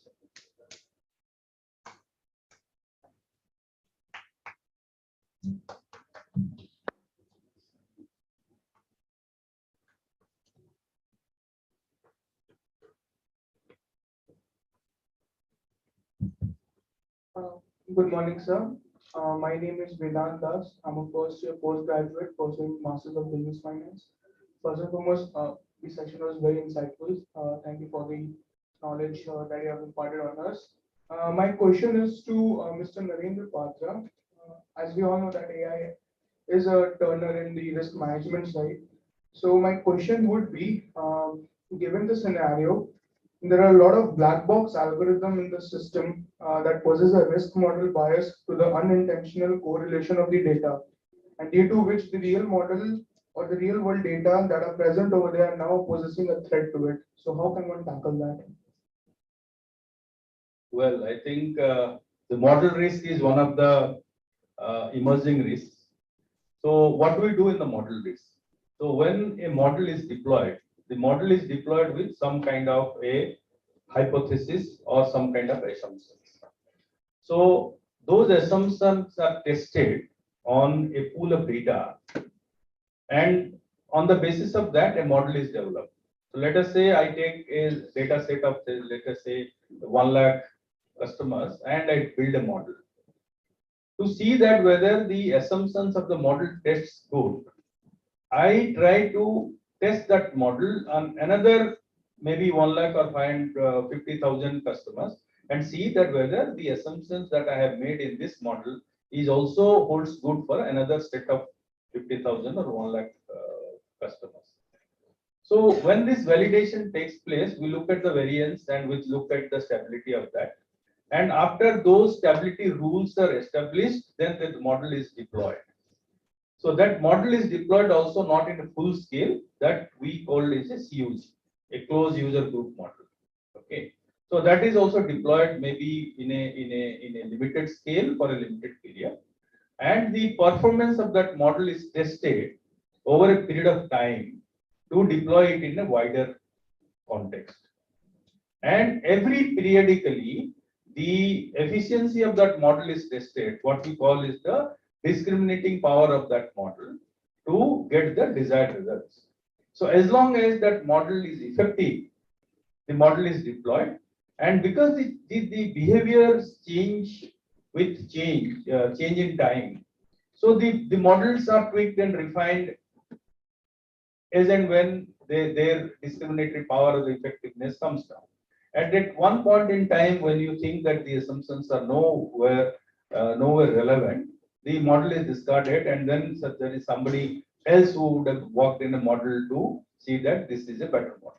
This is just like that you are using cars, you are using engines. So the engines are always in a development model, right? When you get a version from 0 to 1 to 3 and 4, like this happens, so the models also go through these various versions till they become obsolete or they become redundant and they do not have that effectiveness. So the model risk governance has also its own principles. One team develops the model, the another team validates that model, and on both these things, there is a third person who says that the guy who developed the model has done the right things, the guy who validated the model the right things, what are the gaps, and there is a governance principle attached to that. So you can't say that, okay, I think this will work and I can deploy the model in production. Thank you, sir.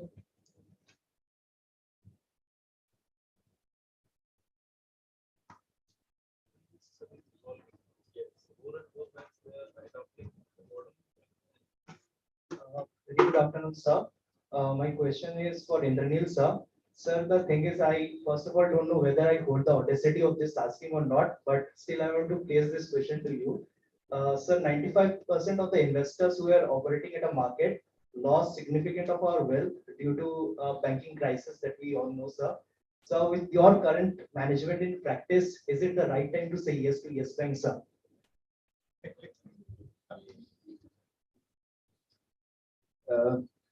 Thank you for the question, but here I am not in the capacity of answering about business models of Yes Bank. I'm sorry about that. The Yes Bank, just in a very small, simple way, Yes Bank has crossed through various hurdles.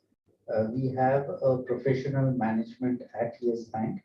And in a very simple way, that is what led me to join Yes Bank also.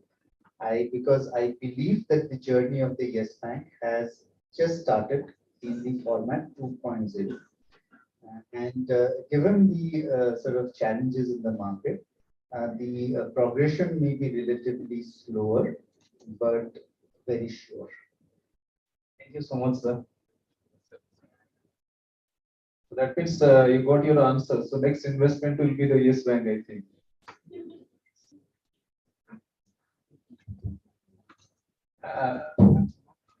This is the last one.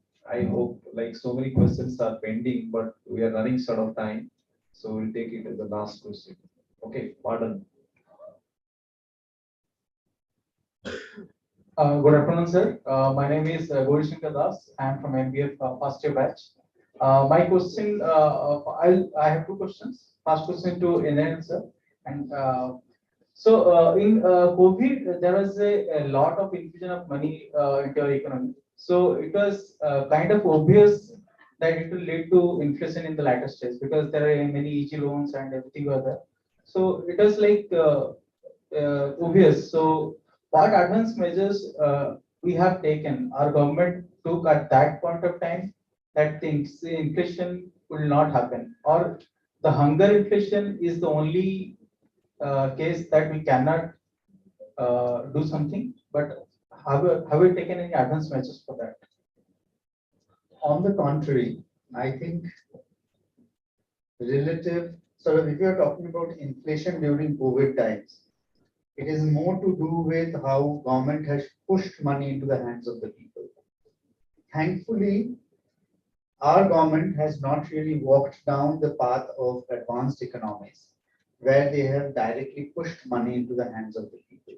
So I do not agree to the containment that inflation has been created out of the policies domestically. That's number one. Number two is, yes, the other argument can be, but on the other hand, RBI brought interest rates down, etc., etc. Yes, that's an argument, but the beauty of policy making from a central bank is to know when to pull that out. And I think the RBI has done that at the right point in time. Though there was a lot of criticism against the RBI in terms of the timeliness with which they were starting to pull the policy measures out. Third, there was definitely adequate liquidity that was pushed into the system. But as I said, that they were not just lying over there. This liquidity was provided by the RBI to the banking system for on lending to a particular category of manufacturers, typically SMEs and MSMEs. It was not directly linked to the demand generation in the economy. So even though liquidity was there, it was not, in my opinion, pushing up demand the way liquidity was pushing up demand in the rest of the world. Number four, that liquidity also is now getting pulled out. Now, RBI's own calculation says, so typically in India, for the effectiveness of monetary policy, the RBI keeps liquidity in deficit so that when they raise interest rates, it automatically gets transferred as a higher lending rate because the liquidity is deficit. In this round, when COVID hit, liquidity was surplus, but it was to certain segments, it was not really creating demand. And as the liquidity is being withdrawn, the aspiration from the RBI is to still keep liquidity in surplus. And their own analysis says that up to 1.5% of the domestic demand and time liabilities, this liquidity surplus is non-inflationary. That's clearly the RBI study, what has come out. Having said that, currently, if I look at liquidity, because of the forex operations, etc., liquidity actually is very close to zero or in deficit. So thank you about that. My next question is to both of you. About the asset quality and the over leverage issue. That in last 6 years, if you see, current year's NPA, the gross NPA of the banks is lowest. Can we say that banks are very in good health? And the second thing is that over leverage issue, that twin balance sheet problem you said. So in mid 2000, that issue happened. The infrastructure were in a boom stage, and so that was very over leveraged. So that caused the twin balance sheet problem. So in current scenario, is there any sector that is over leveraged? So to throw some light on asset quality and over leverage. So I'll just on a macro basis, I'll understand this. I'll tell you this, and then for a sector basis, I'll leave it to Mr. Patra to answer. Now, under the current regulations, what is the most important thing for a banking sector and to prevent banking sector from going bust? It is nothing but liquidity, liquidity, and liquidity. Okay. Uh, on one side, we have had a question on the NPA. So NPA, as you also rightly said, is not the critical challenge. The challenge, therefore, is to maintain banks liquid. And for that, there are certain regulatory measures that the RBI has put in place. One is the LCR, right? One is the LCR, the liquidity coverage ratio, and the other is the high quality liquidity assets, which ensures that your balance sheet remains liquid. Okay, so that's the most important macro perspective that you look at from the banking side. Yes, the banks also are directly exposed to the macro cycles, and therefore there will be a cyclical behavior of the banks as the business cycle evolves on the ebb and the trough. That's something that you have to take into consideration. But if you're looking at whether I personally think that there is a case in point that there's another bank that might go bust, I don't think so. I don't think so in a very, very strong way. If you now want to relate me to the some of the bust situations that have happened, those were very, very specific issues that hit the bank. And it's not really the larger macro issues that have hit the situation. So those are more isolated cases rather than anything else. Yeah, I think Mr. Indranil has already answered the question. So let me try to take it differently. See, for banks to really go by whether they're out of woods, there are three parameters on which they are judged. One is that are they adequately capitalized? Today, if you look at the capital adequacy ratio of the most of the banks, I think they are adequately capitalized. Second thing, as Mr. Indranil has pointed out, because of these liquidity coverage ratios and what he talked about SQLA, so there is another ratio which is called a net stable funding ratio, which actually helps the bank to say that the bank has got stable funds to fund their assets.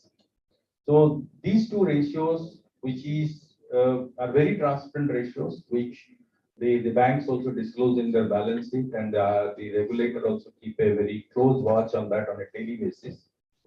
So these two ratios make sure that all the banks are liquid. The third thing is the asset quality. As you have rightly said, the asset quality of the banks have improved. So if you look back into the COVID scenario, I think that was a black swan moment for the banking industry, like any other industry. So when we did that stress testing during that period, I think various banks came with what could be the stress and what could be the impact on the asset quality and what kind of the provisions the bank may need to do, which will impact their capital adequacy, liquidity, and their sustainability. Okay, so most of the banks' risk management departments put their minds together to do the stress testing, and they had made provision for a unforeseen event which was unprecedented. There was no metric to judge that how to extrapolate that risk and do that stress testing. And after that uh, black swan event, what I would say is that the banking industry has come through Agni Pariksha. Okay, so I think although we are from the banking industry as a risk management personnel, I am by nature I am more circumspect than others.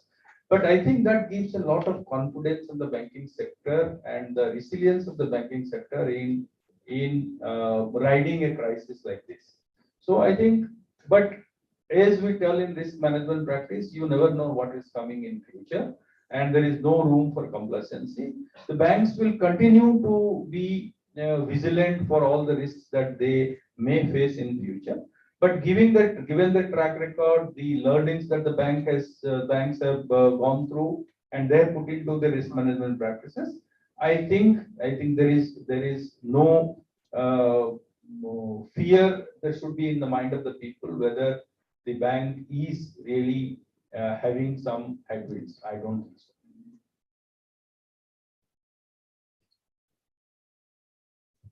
Thank you, sir. Very lucidly you have explained the answers. With this, we come to the end of the question answer session. So over to you, Michael. Sorry, Charles. Extremely sorry. I now take this opportunity to thank our esteemed speakers for such an enriching session and Professor Dr. Ashok Kumar Mishra for moderating the session. I would now invite Professor Dr. Vijay Bhatt to propose a vote of thanks.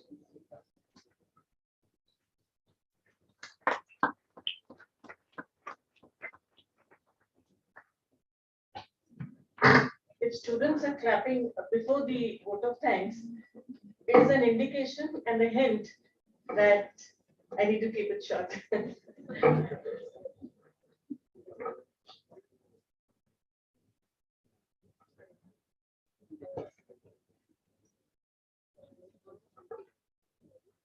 All right, respected dignitaries on the dais, our associate dean, Mr. Banjan, my great colleague, moderator, Professor Ashok, eminent speakers of the dais, and also we have Mr. Amulya Rao sir, and other faculty members, my dear students. It gives me immense pleasure to propose a hearty vote of thanks. But I find myself in a very odd man position, not on the gender bias basis, odd man in the dais, but odd man with reference to the background from which I come from. We have an expert who's an economist and an expert on risk management, and my background is I'm a chartered accountant. So I find it a little difficult because when you have a great team on the dais, what kind of vote of thanks will I propose? It reminds me of this question that generally we ask to economists. So the same question is asked. Oh, another name from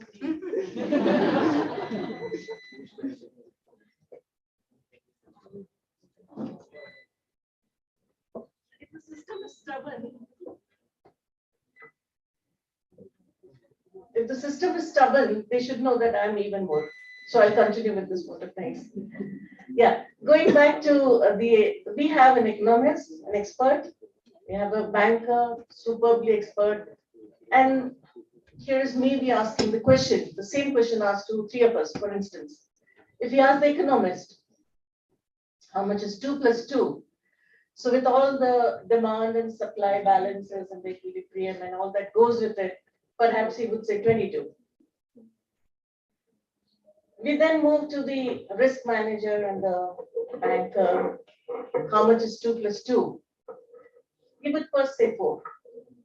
And then he would also say it's 10 minus 6, and then many dimensions to it.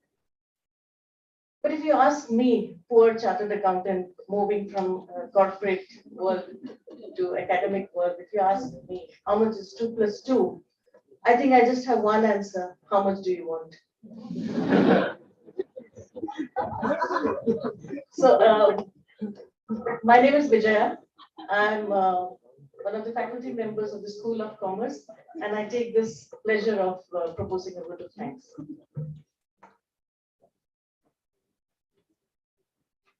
Yeah. So first, a hearty vote of thanks to Mr. Indran and Pam.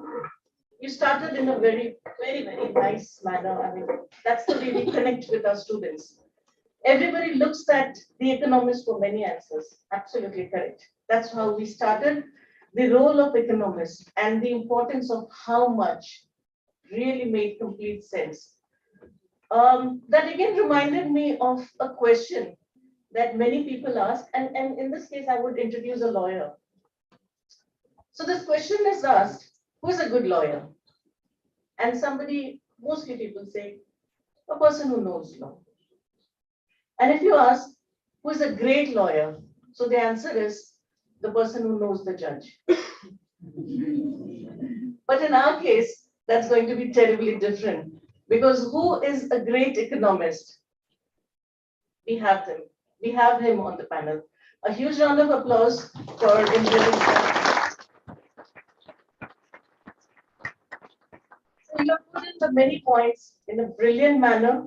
We can't thank you enough for talking about the rising of food prices, bridging the gap between the textbook and the ground reality, the three essential phenomena. I have a long list, and the phenomena that you spoke about, and also the dollar smile theory. That was so interesting. So, and that also reminded me of Narayan Murthy when he said about what he said about capital markets. He said, when US sneezes, India catches cold. So I think that dollar smile theory also works perhaps in that same direction.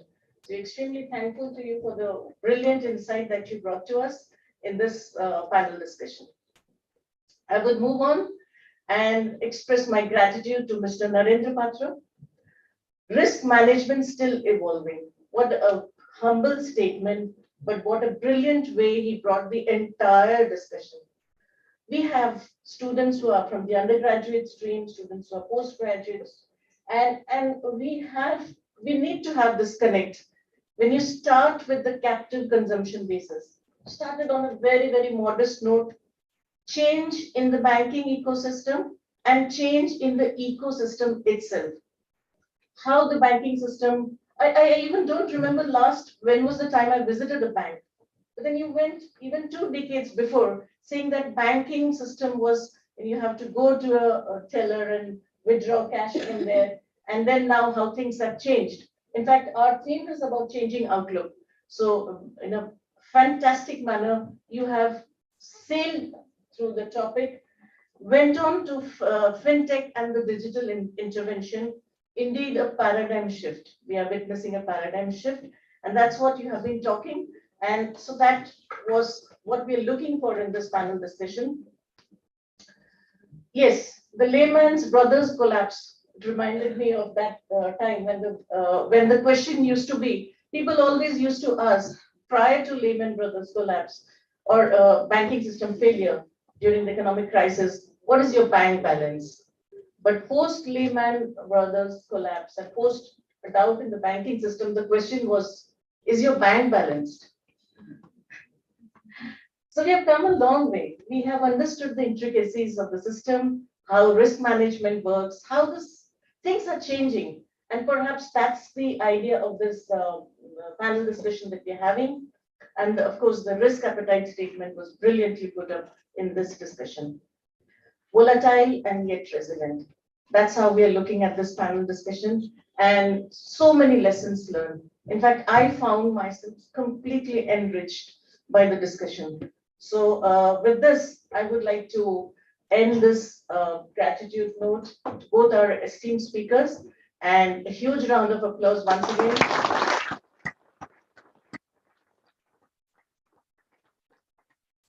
I would be failing in my duty if I do not extend thanks to the team Infinix for the wonderful show that they have put up since yesterday. Great job. And also, I would like to place on record the students who are here present. No show is complete without the presence of students. All of you have been patiently listening, and I could find each of you engrossed in the discussion. Of course, you took a small break with the mobile phone. You needed that because the discussions were really very intellectual. So that small diversion that you took did not go unnoticed. But having said that, I'm immensely pleased that you are here. You understood the system. You asked such brilliant questions, and the show is yours. So with this, thank you one and all, and we've come to the end of this. Thank you very much. Round of applause for our moderator.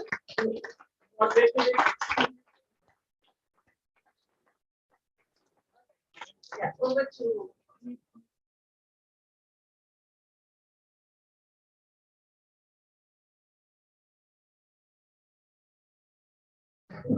Thank you, ma'am. I now request our Associate Dean, School of Commerce, Professor Dr. Shivanjan Mishra, to facilitate our esteemed speakers by presenting a small token of appreciation.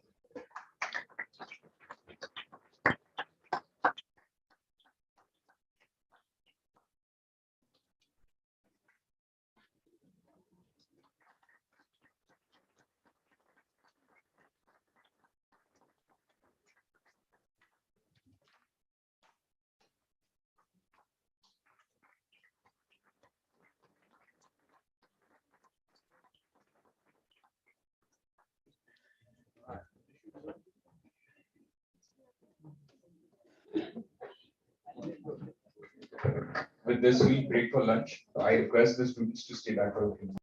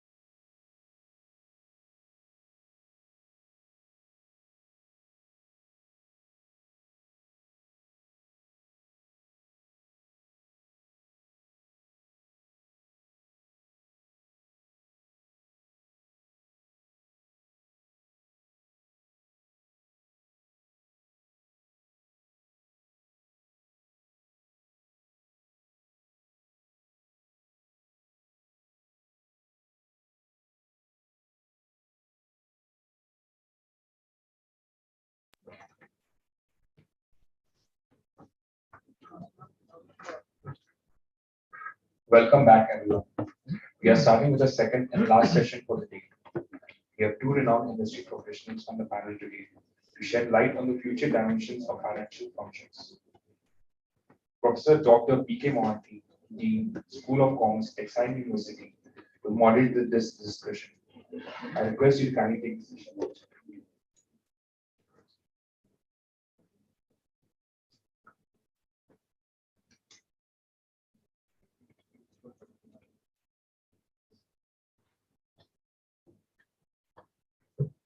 Good afternoon, everyone. I would request both our speakers to come on the dais.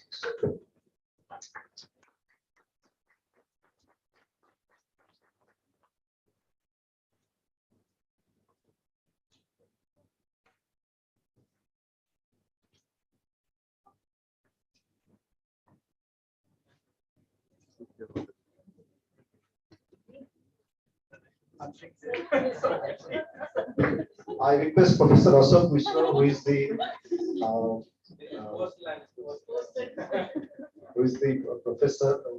proposer of vote of thanks towards the end of this session, to come on the dais.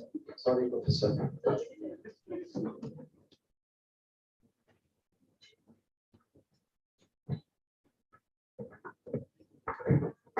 Good afternoon, everyone, once again. Since yesterday, we have been participating in the panel discussions. This is the fourth and final panel discussion under the aegis of infinity. Post-lunch session again, but I'm sure the kind of experts we have with us today, you cannot afford to sleep. You won't even doze for a moment, that I can guarantee. And the topics are so very interesting. It will keep you engaged in the entire duration of the discussion. Friends, we all know that India is aiming to become a $5 trillion economy. The target was 2024, but due to COVID, people say that by 2026, hopefully we'll become a $5 trillion economy. And if everything goes well, we'll become the third largest economy by 2030. India is one of the fastest growing economies in the world. As per the projections, we are going to grow at 6.5%. It has been revised so many times. So let us expect that we'll grow at 6%, if not more. Whereas the global economy will grow at 3.2%. Now, in this growth trajectory, MSMEs hold an important position, as they always do. They are important because they create employment, they generate employment. If I don't know the exact number, but it is more than 10 crores as of today. More than 10 crores people are working in the MSME sector. Madam may correct me if I'm wrong later during her deliberation. They contribute around 1/3 of the total GDP of our country, 30% or more. They account for almost 45% of the exports, total exports of our country. Definitely they are important. We cannot ignore MSMEs. I'm not saying we have ignored earlier. We cannot do that even for a while.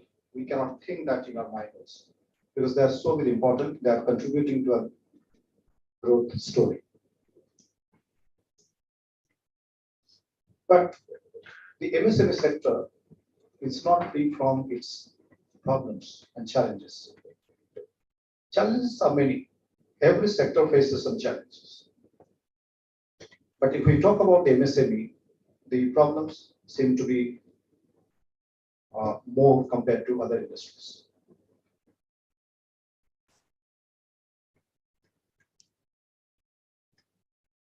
problems or challenges for a sector can be many things.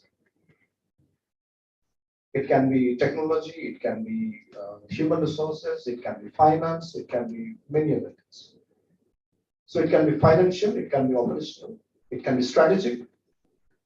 But our topic focuses on the finance aspect of the MSMs. So we'll keep our focus on that issue.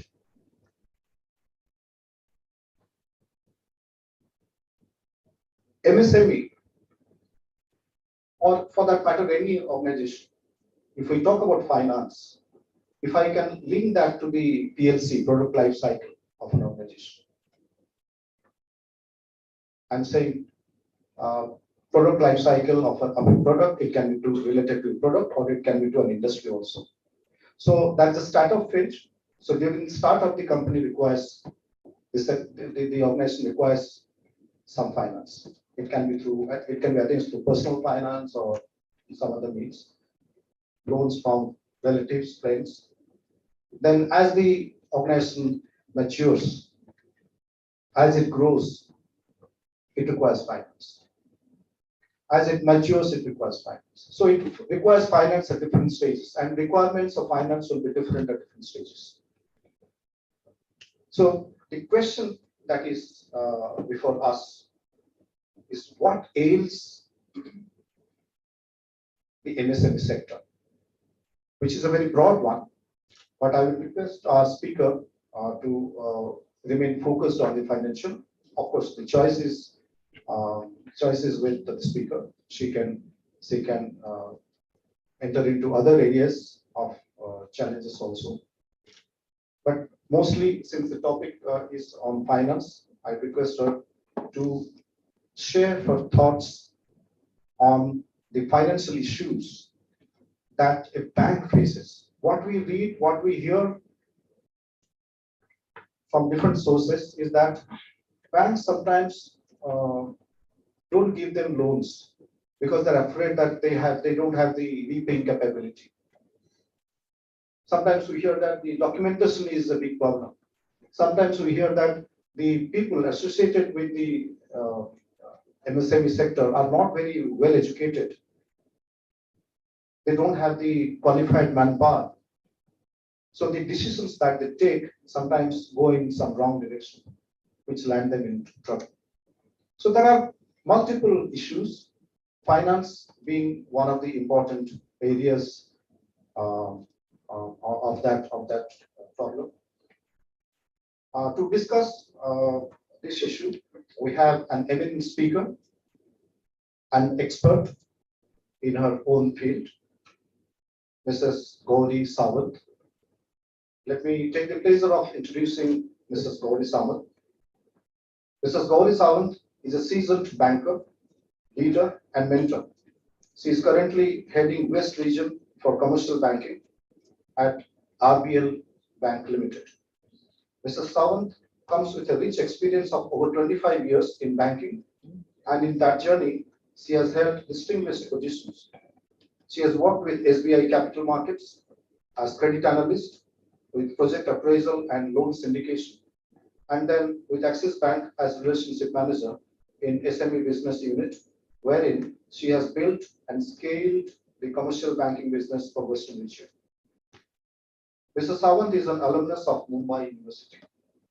She is a fitness enthusiast and is avid Indian classical dancer.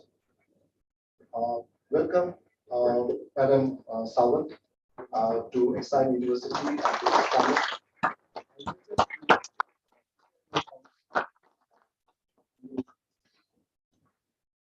Challenges, financing to MSMEs and challenges on the Indian banking sector.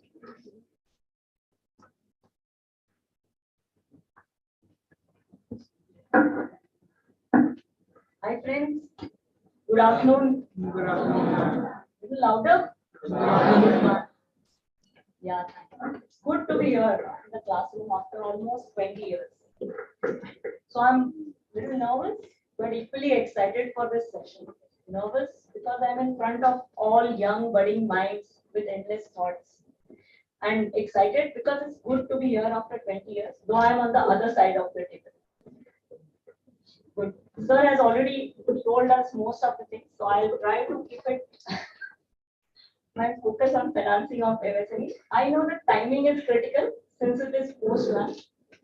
I'll try my best to keep this session interactive and lively so that for next 30 minutes, I will ensure that all of us are awake. So I've been asked to make a PPT. So I've been looking at the PPT for almost long time, but I made one after almost a decade. So please bear with me for this simple looking presentation. But I assure you that I trust me, I have worked hard to get this in a present shape. So for this session. So what I'll be focusing on in this presentation, I'll be focusing mainly the four things. What is MSME? Why MSME is so important for Indian growth of the economy? Second thing is that what is the challenges faced by these MSMEs and the banking channels? You're not able to hear me?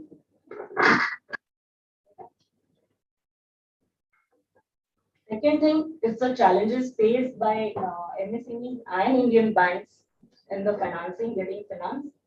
Third and the most thing is what are the banks and the government initiative for getting finance to these MSMEs. And the fourth and most important is what is the revolution which is happening in the banking sector for these MSMEs.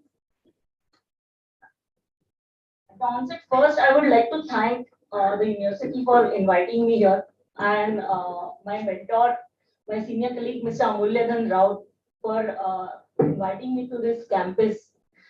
Thank you, sir. Thank you very much. And good, thanks. You give me an opportunity to interact this with young budding minds and professional students. So let's begin with the presentation. So what is MSME? If anybody can help me. So there is a technical definition, but in layman language, what is MSME is? So MSME is very simple.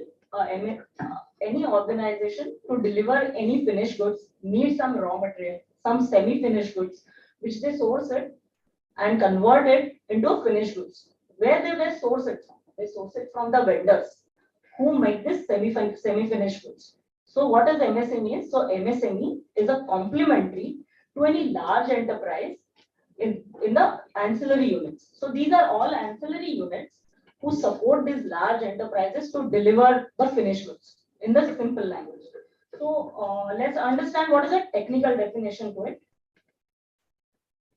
So you can go through the slide. Of course, you will get everywhere what is the technical definition is for MSME.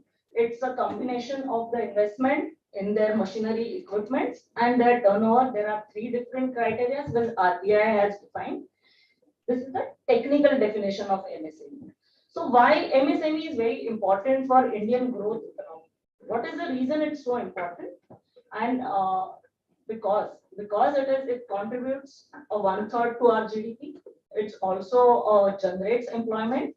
As per the data published until 2015-16, almost 11 crore employees were engaged with this. MSME has given employment to almost 11 crore. The recent data, which is not available, but it's also contributing to export of our country. It's almost 49 to 50% of entire export. MSME contributes 49% of that. So that is the reason it's very, very important, those MSMEs, for the economic growth of India.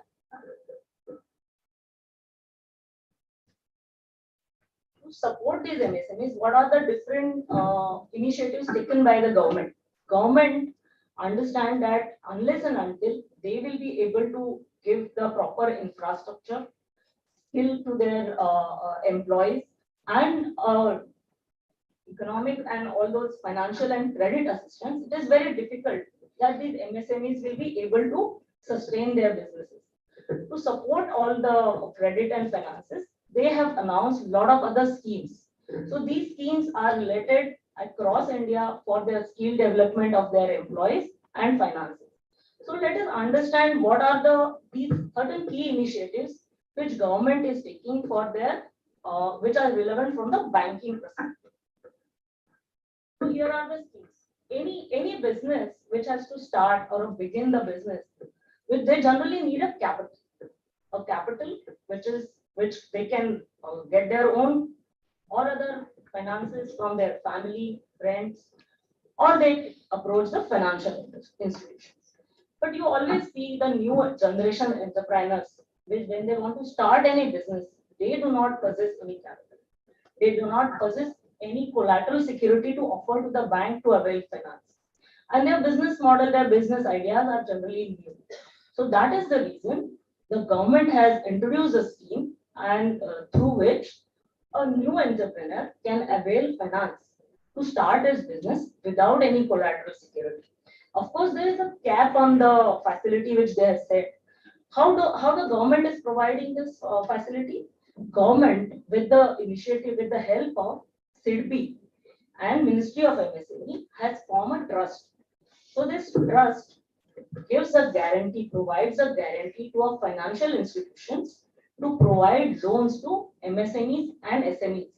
How does it work? Let's understand. So any new businessman trying to take a loan has some idea. He has to work on a business model. He has to prepare a business report and submit it to a bank for availing this facility. Once his loan is sanctioned, it is then the responsibility of a bank to submit it to a credit guarantee scheme, which will cover the loan of anything which goes wrong in the business. So banks are protected, and the promoter who is trying to start his new business is also can flourish without worrying for his security or a third party guarantee. So this is the first scheme which government has started, which is like to protect the need to start business, generally for the new entrepreneurs. Second scheme, let's understand, government keeps coming with the different schemes they have started, which is generally we see a PSU banks doing. In principle approval within 59 minutes. This goes to a GST portal.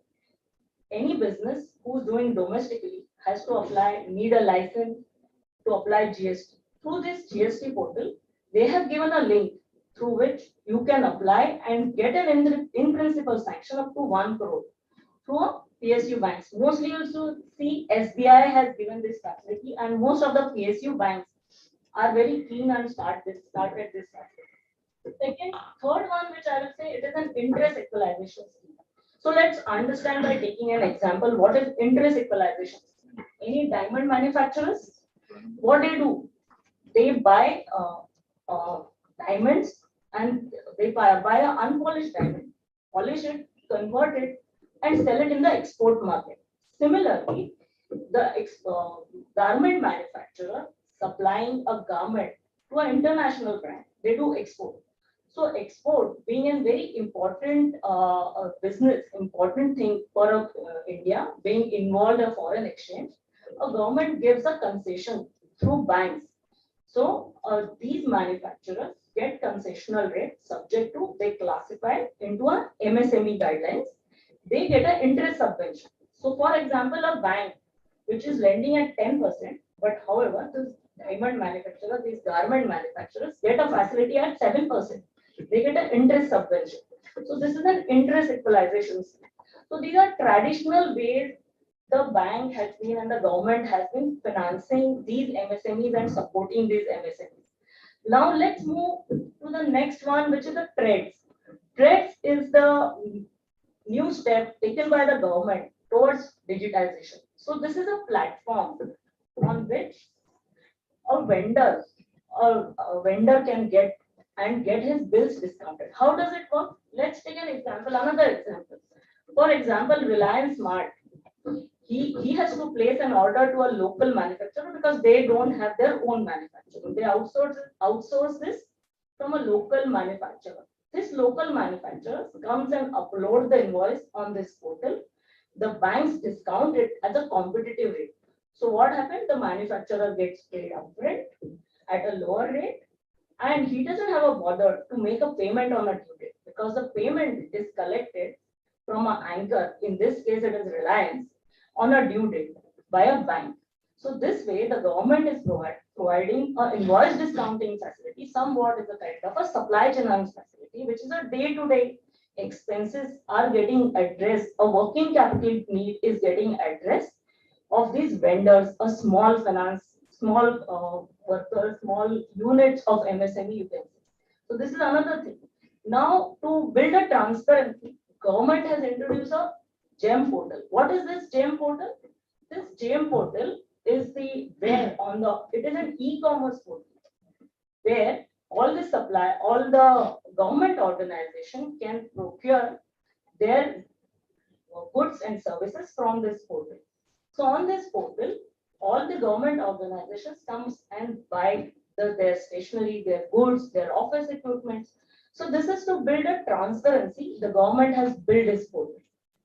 These are the few things, few initiatives which government is doing. And what government is doing, the companies having a turnover of 500 crore and above has to get registered on trades. All government organization, all central PSUs has to be registered on this place and have to purchase, have to do their procurement through this portal. This way, government is supporting all these MSMEs to do their business. All banks come on these portals, discount and give these invoices, give financing to these MSMEs at a lower and a competitive rate. So this way, the MSME is also able to do their business, get their working capital need addressed through these various portals. So these are the government initiatives which government is doing. So let's understand now. I think you have a fair understanding that I believe that what is MSME, why MSME is important. So let's understand in spite of all these initiatives, why the banks and the MSME are facing challenges. Okay, I have missed this slide, but I think this has been covered mostly also in the earlier, Mr. Indranil Pant has covered during COVID. What is the government initiative they have done? He has covered the emergency credit line. There are another two schemes which government has come up with to address the perennial growth capital of these MSMEs. Government has come with a self-reliant fund. What is this self-reliant fund? Objective of self-reliant fund is to address the growth capital of these MSMEs. So once it is very important and essential that government infuse funds to in the MSMEs in the form of capital, which will ultimately the other stakeholders also will come forward. Other stakeholders are private equity venture capitalists will come forward and invest into these MSMEs. What will it will have a multiplier effect. All these MSMEs will get an international platform and to compete in the global market. So that's the reason this is another initiative which government has taken and allocated a fund of 50,000 corpus has been allocated for this. Also during COVID, government has these promoters whose businesses were stressed, but it was running. They were not able to service their borrowings, interest and all. So government has come forward and done a corporate guarantee subordinated debt scheme. So this was for the promoter funding, which will be subordinated to the normal debt. So there also the company, the government has come forward and announced a scheme. Of course, ECLGS scheme, which is the borrower is facing a problem. There is a moratorium which was announced. There was a facility which was given, and bankers were allowed to allocate a zero weightage for these loans which they have given. So banks also have been given a lot of concession during this time, and they didn't have to. They don't have to give any. They have allowed to do a zero weightage for this loans which they have given. So these are the few initiatives. I have also elaborated till date what is the total disbursement which is there done by the government in this. This is just for an academic purpose. You don't have to write down. I will share a slide. In the last slide, I've also given links, bibliography where you will get this all data. So let's move to the next thing. Now, after doing so much initiatives by the government and asking the banks to fund MSMEs, what is the reason that MSMEs has been facing an issue for getting finance and banks are also finding it difficult? What's the reason? Few things which we already know. What is the bank? Because the bank is generally a risk averse. Whenever they want to lend a safer property. So that is why they always look for a safer credit history. The borrower who has a credit history has a background. They would like to do a safe lending. Second, whenever they are lending, they will ask for any collateral. Though the government has come up with a scheme, it's a very limited amount. and they do not want to do such limited kind of. So it's a very small ticket loan. Always the bankers as a large budgets which they have to achieve, the small ticket loans doesn't attract. So this is one reason that banking is trying to stay away from the MSME lending. Then there is no collateral, no credit history, small ticket loan. These are the three main reasons which bankers try to avoid and lend this to MSMEs. What is the challenge which MSME is facing? MSMEs are facing challenge because they do not have an adequate knowledge to source this financing. They do not get skilled labor. They do not have adequate collateral to provide to get these loans. And that is why they actually end up choosing a wrong lender. They get a loan for a higher rate of interest, and then there is a liquidity issue. So major challenges: no capital, no liquidity, no knowledge of technology. These are the three main challenges which MSMEs have. To start any new business, you need capital, you need liquidity. Plus, these MSMEs are mostly depend upon large companies' payment terms. The delay in payment impact their cash flow. So there is no liquidity. If the liquidity is impacted, they are not able to do their business. So government, though the government has come up with schemes, there are certain gaps. These CGT SME scheme, so 2 crore scheme, it is a one-time kind of a thing. Maybe it will help them to start a business, but to do a business, they need a day-to-day finance. What is a working capital financing? It's a short-term funding which they avail, which paid in the short time. So that kind of a day-to-day funding, which is required for these MSMEs to survive. So what is happening? What is happening to survive this MSME? What kind of loan? Supply chain finance is the another way which is evolving right now to fund these MSMEs. So what's the impact of this supply chain which is happening? Now comes, let's talk about digitization. This is a new world. Digital is a new world, new age economy, etc. We keep hearing. What is this new age companies are coming? They are coming. They are looking at the anchor, analyzing the business, also looking at their vendors who are sub vendors, and go into understand the entire cycle, entire inventory management scheme, and understand the business. To come to a lender, put their technology in place and configure everything on one platform and help these MSMEs to get the funding from this bank. So what is this happening? They are building, what they are providing, they are bridging the trust gap of this financial institution from the credit risk point of view. And also for MSMEs, they are getting funding on time. Their liquidity issues are getting addressed. And these MSMEs generally, what is the problem? They come out from this vicious cycle of low growth, low profitability, and getting and avoiding the high operational costs. Because these fintechs are coming forward and doing a lot of integration. Now in supply chain, to address this, there are a lot of technology-driven supply chain management companies which are coming, which is like blockchain, tokenization, artificial intelligence. This is ultimately what they are addressing, trying to address is they are trying to address the gap of the finance which MSMEs are facing. So this is the latest. There are so many. I think on globally there are 132 supply chain finance companies are doing various kind of technology integration for the banks and MSMEs to address their funding requirement. So this is the new buzz, which is the new technology which is coming and addressing and trying to address, though it is not foolproof. Earlier session, somebody has asked whether AI is doing the risk management, but somewhat it's getting addressed. And currently, it's a latest buzz that supply chain management is taking care of the MSME funding. And MS challenges faced by MSMEs are little getting addressed. What is getting addressed is they get immediate working capital need, their liquidity is getting addressed, and their repayment burden is getting taken care. So these are the things which is the MSME financing. I tried to highlight what are the challenges and how it is getting addressed. I hope I able to answer what are the questions and what is on the subject. So these are the few links which I have given. I have also given my email ID on the last slide. And if anybody has an address, we can interact if the time permits. And also you can write it to me separately. I can address your question, answers, and wherever, whatever.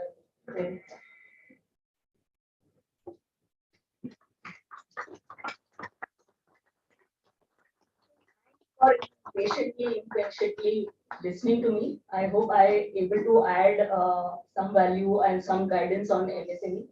The GAN session is over. So, and I also enjoyed giving this GAN, maybe a short GAN, but I really enjoyed interacting with you all. So the next decade is for India, and you people are going to make this. So all the best, and I hope to see few of you in banking in the coming years. Thank you.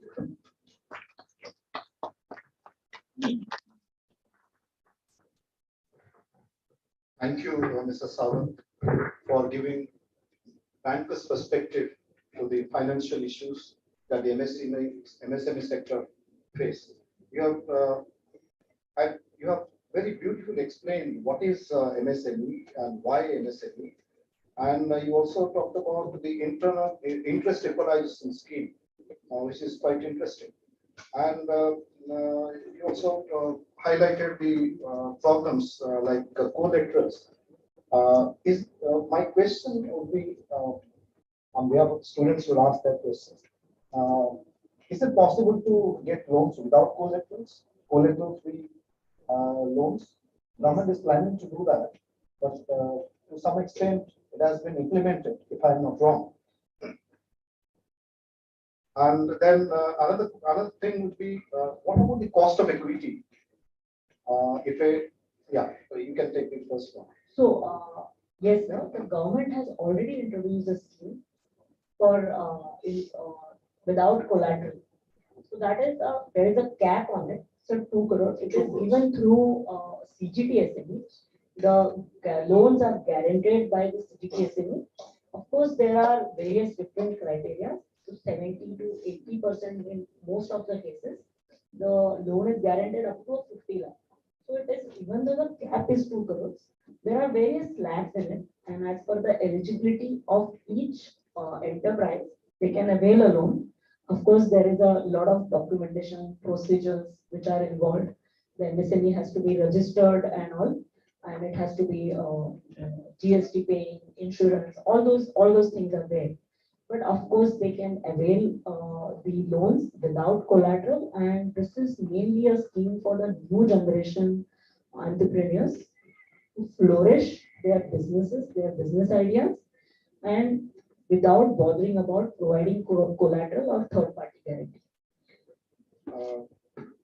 Another thing the MSME sector faces is liquidity. Liquidity has always been a problem with many organizations. Why MSME? During COVID, this liquidity crunch was felt by almost all the organizations belonging to MSME sector, and the emergency credit line, that thing, what you said, it has been extended by one more year till 2023, March 2023. Yes. So how do the banks take it? Do they think that it's a burden on them? So, to be very frankly, first when it was introduced, banks were a little reluctant on doing this. However, then how the COVID start getting addressed, banks have started doing it. I have done multiple loans under this scheme by providing support to the borrowers who are impacted during this. You also talked You about. will also notice out of the 10,000 crores, 7,750 crores under this scheme has already been disbursed by the banks. So that also says that banks are not shying away by doing this. Banks are doing a great job. At no point we can say that banks are shying away from their responsibilities. But government is also doing a lot, and government is also providing a tax benefit to the companies who are coming to the manufacturing sector. So 15% tax rate will be applicable to them. But in your deliberation, you also talked about another important issue, that is the MSME companies, they look upon the large corporates for the payments. If I remember correctly, sometime back, the companies were required. Now also it's there. I don't know the exact amount.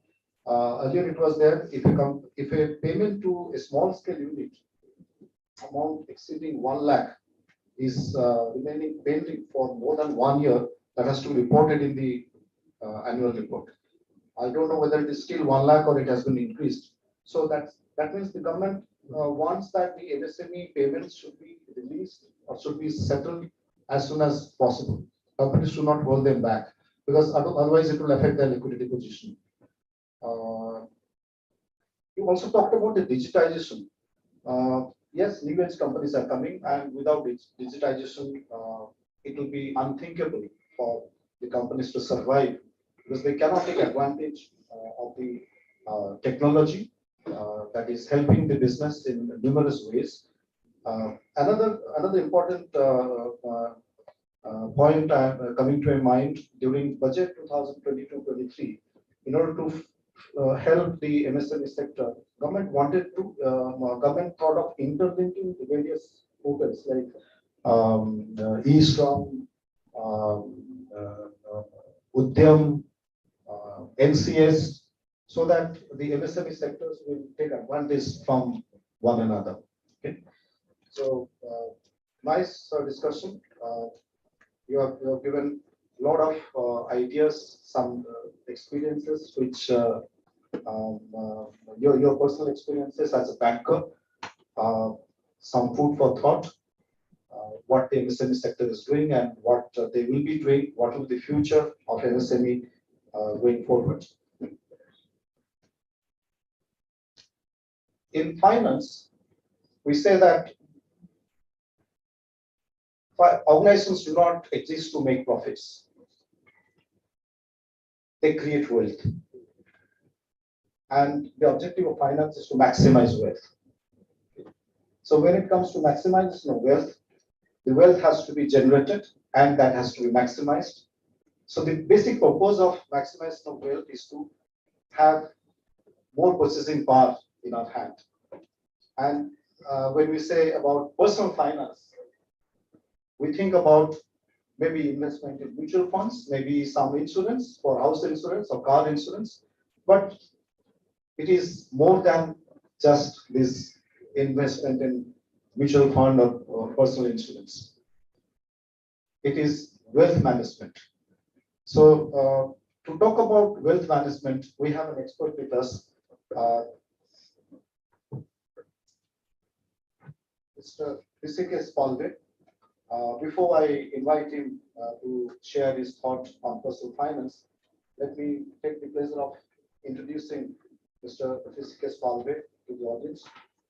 Mr. Privitti Palve is an MBA in marketing from the esteemed Sainsbury Institute and has 12 years of professional experience. Mr. Palve is the head of financial data analysis at Anand Rathi Financial Services Limited. He actively evaluates client portfolio management using financial methodologies, techniques, and risk management instruments. He offers product expertise, analytical insights, and strategic thinking to lead various process-driven initiatives successfully.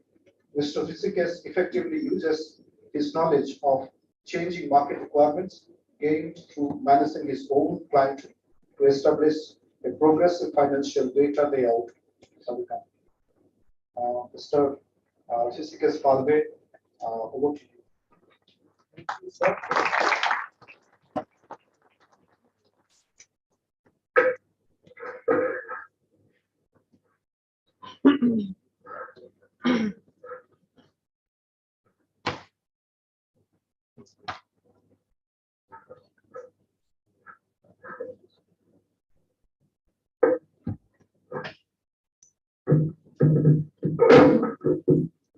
Well, thank you, sir.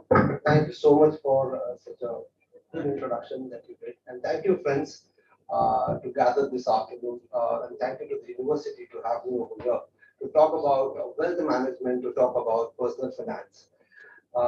So, friends, today, what I'm going to talk about is how to make money. Everyone interested? Yes. I'm sure everyone is interested. So let's go ahead with it and see what is the A, B, and C of wealth management or making money. Yeah. So before we get on the pathway of how to manage your wealth, let us first understand what do we mean by wealth. Very simple equation. Your total assets, the sum total of all your assets minus your consumption assets is equal to your wealth. Why do I say that? I say that because when I say sum total of all your assets, it includes everything. It includes your house, it includes your car, it includes your jewelry, it includes your mutual funds, your insurance, your fixed deposit, your bonds, everything. Everything placed in that basket is called the sum total of your assets. But certain things have to be excluded. Certain things like the house that you stay in. That's not for management. That's for your consumption. Right? You're not investing or not buying a house with an intention of making money on that. The intention of buying that house is to live in that house. When you buy jewelry, you don't buy with an intent the gold ka price बढ़ जाएगा. You buy with an intent that I want to wear the jewelry. So these are the consumption assets. That these assets have to be kept aside. And when you keep these assets aside, whatever is residual becomes your wealth. Now that we have broadly understood what do we mean by wealth, let's move on to management. Going to sound a little academic, but this is the essence of life. And my distinguished panel members would agree that when we conduct or when we manage businesses, these are the 4 steps that we use in our day-to-day life. And any one of us, everyone in this room, uses these first 4 steps when you handle any task. So the first step of management is to define an objective. Start with an objective. Unless you have an objective, there is no management. What are you going to manage? Unless you have an end point. Once you have determined what your end point is, and only then you can manage things, right? So step number 1, you have an objective. Step number 2, you decide a strategy to get to that objective. There will be multiple strategies that will take you to that objective. But a prudent manager has to pick and choose the most probable strategy that will take you to the objective. Right? So step 1, define the objective. Step 2, decide the strategy. Step 3 is the most critical, is to implement the strategy. Otherwise, the paper value of the strategy is 0 unless you implement it. You have to get on the ground and you have to hit the ground to get it to reality. So implementation is really very critical. And lastly, and the most important step of management is to monitor the direction. Unless you monitor, you don't know how far have you gone in the towards the objective, or how close have you come towards the objective. So measurement or monitoring is really important when you're conducting these 4 steps of management. So step 1, have an objective. Step 2, have a strategy to get to that objective. Just don't only have a strategy, but implement the strategy. Get on the ground and get to reality. And lastly, monitor your direction. See if you are in the direction of the objective. If you're getting astray, then get back to the line of the objective. Everyone clear on what do we mean by management? And these are the 4 steps of management. Now, one would say, what would be the objectives of wealth management? Make money on money, or make a return? Yeah, that's what occurs to us when we talk about objective of wealth management. Yes, that is one of the most important objective of wealth management, and that's covered in objective number 1, which is the growth factor when I talk about the objectives. Now, friends, when I talk about returns, returns can be of 2 types. One is an absolute return, a 5% return, a 10% return, a 15, 20, 30, 50, any number, you put an absolute number. That's what my return target is. But a prudent way or a mathematical way to look at returns, and with Sir's permission, I would say that the real way of looking at returns is to look at the real rate of return. What do I mean by real rate of return is, the whole objective of investment is to make returns more than the rate of inflation. Because if you're growing it at the rate of inflation, you're just maintaining the purchasing power. If you're growing it at the rate of lesser than inflation, then you're deteriorating the value of wealth. So if you want to make money on money, you have to make returns which is more than the inflation. And whatever you make more than inflation is your real rate of return.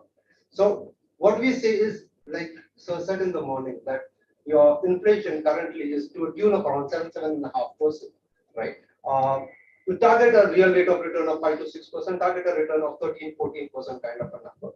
And that is a good objective to have. 14% return. Why 14% return? Because it will help you 14 to 15% kind of a return, because 15% return will help you double your corpus in 5 years time and quadruple your corpus in 10 years time. So if you put a number target to your return objective, the probability of achieving it goes significantly higher. Now talking about returns, there are a bunch of intelligent students. Returns should never ever be spoken in isolation. Returns are always spoken in conjunction with risk.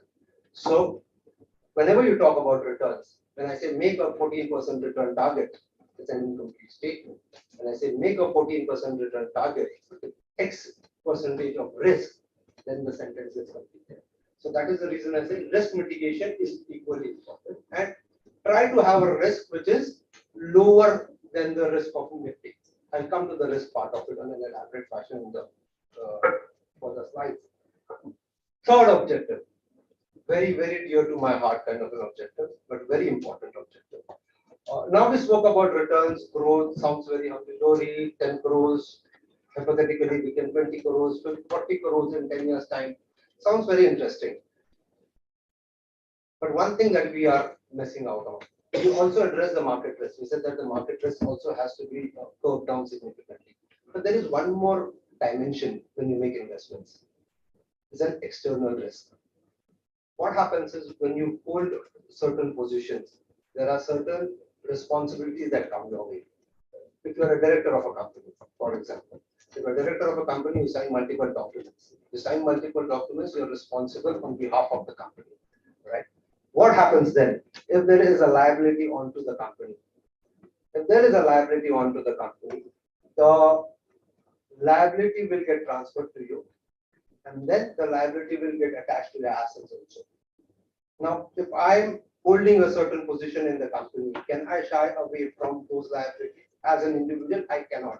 But can I protect my assets from those liabilities and create a ring fencing mechanism? The answer to that is yes, right? So ring fencing of those assets from external liabilities is also very important. And lastly, Professor Mohanty rightly mentioned about PLC, product life cycle. Friends, life cycle is applicable to everything under the sun. Life cycle is applicable to products. Life cycle is applicable to my career, to anyone's profession. It's applicable to the wealth as well. So what I'm trying to say is there is a phase of growth in wealth. There's a phase of consolidation. And the last leg in the life cycle of wealth is transmission. Because the wealth that you accumulate over a period of time, no one is going to carry the penny along with him. The money has to have a logical end. I'm not saying that it has to go to the second generation or the next generation. Yes, most of the people opt for it, but there has to be a logical conclusion to your money.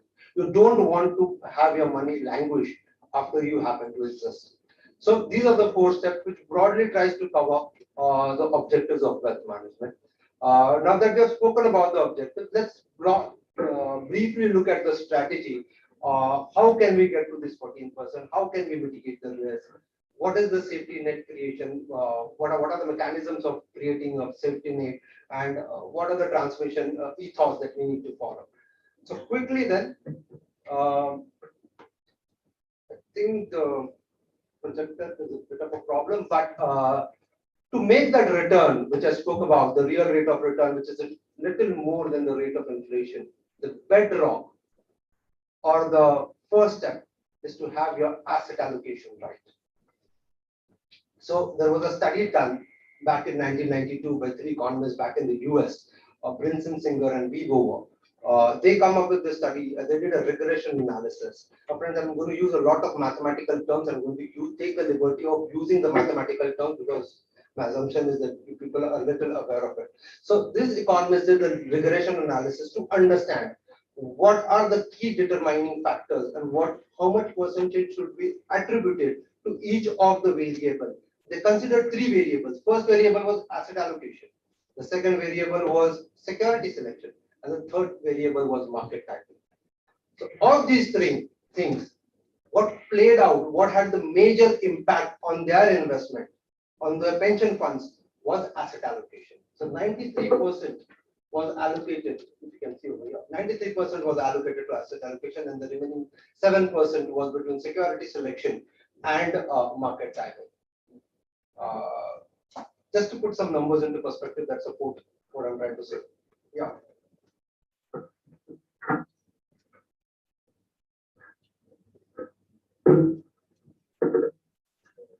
Okay, let's.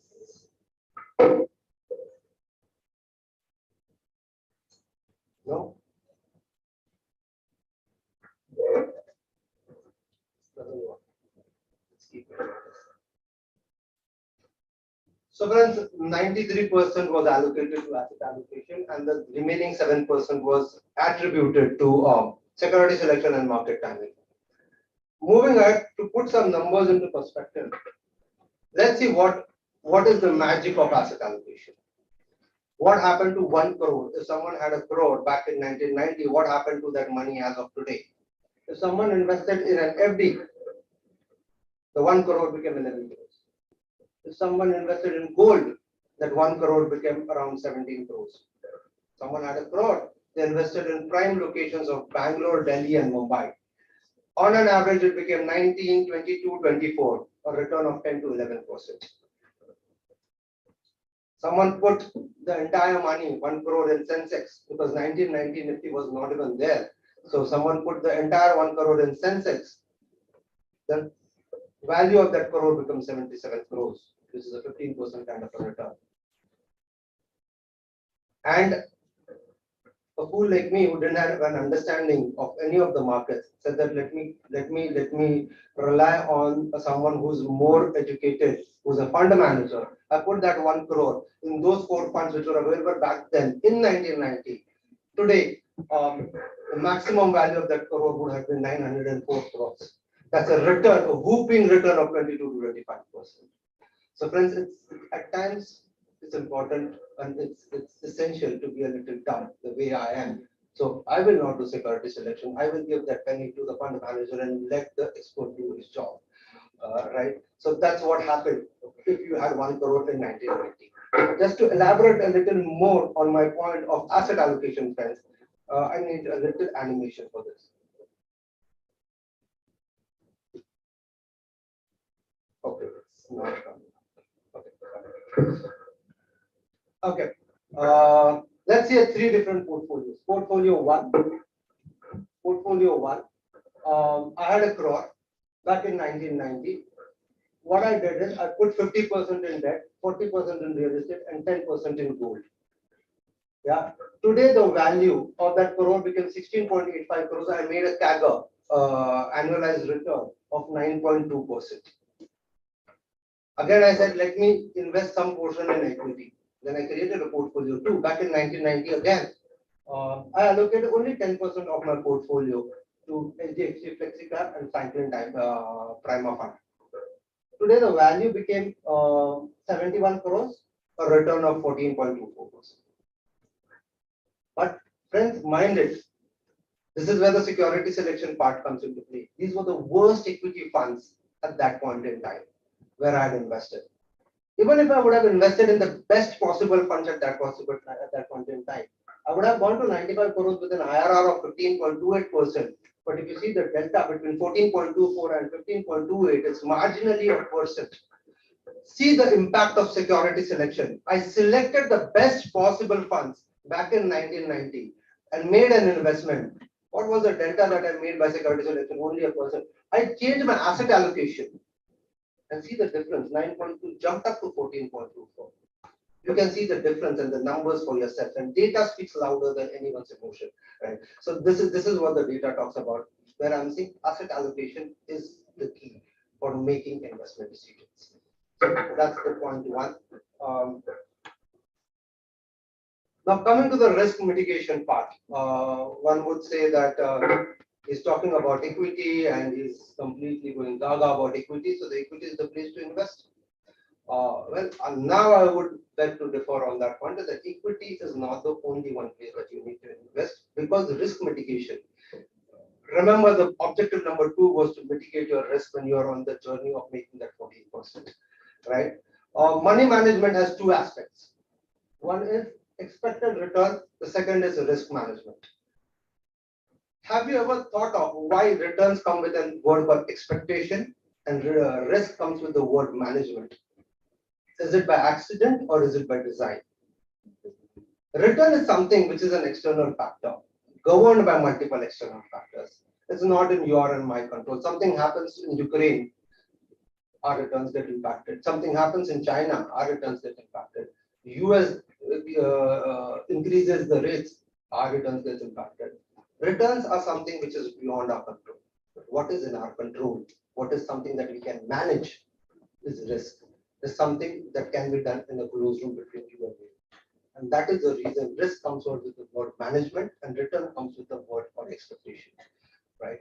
And like Richard has said, if you want to manage something, measure it. Unless you measure it, you won't be able to manage it.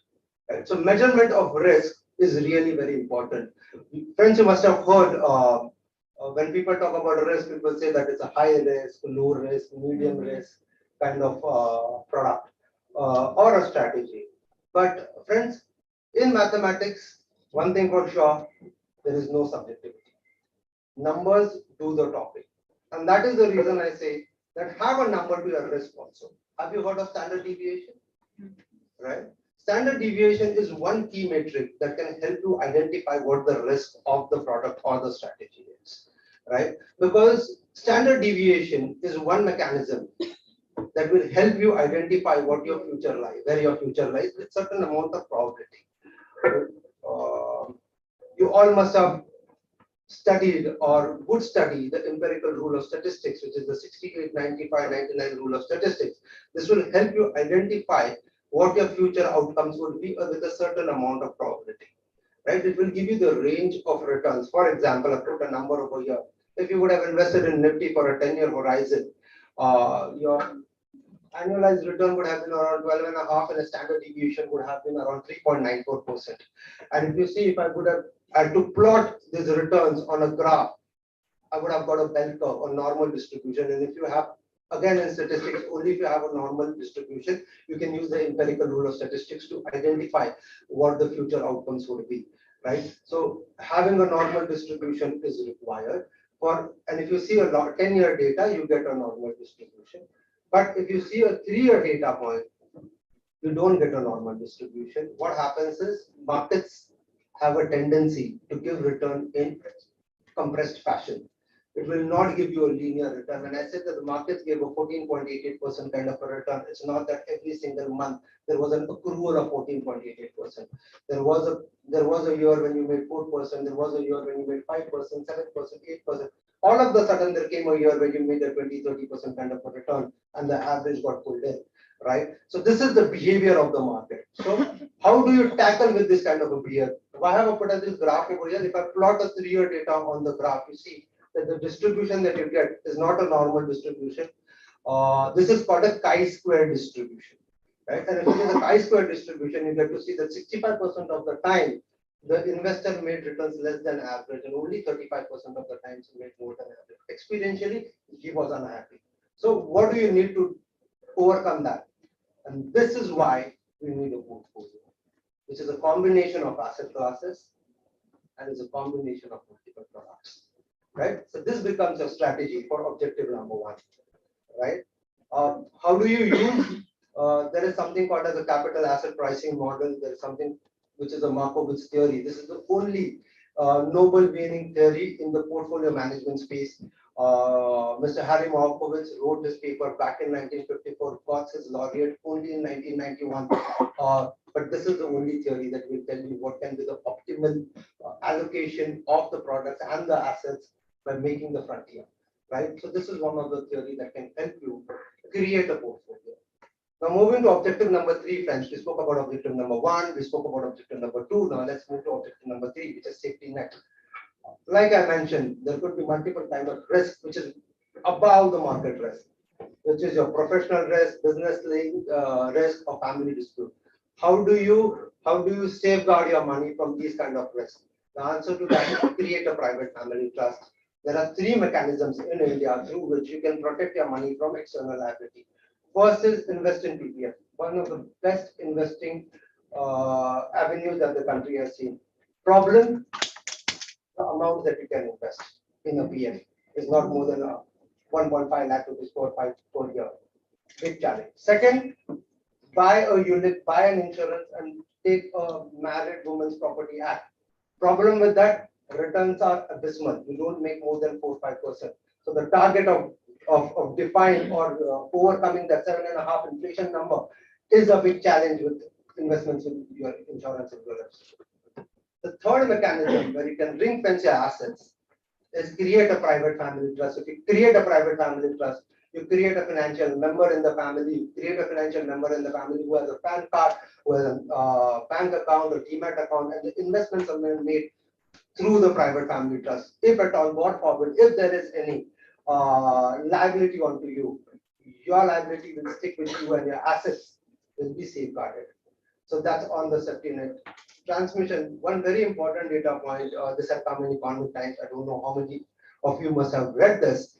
Fred, I said we should have this. Now we come to objective number 4, that is transmission and assets, or having a logical conclusion to your hard-earned money.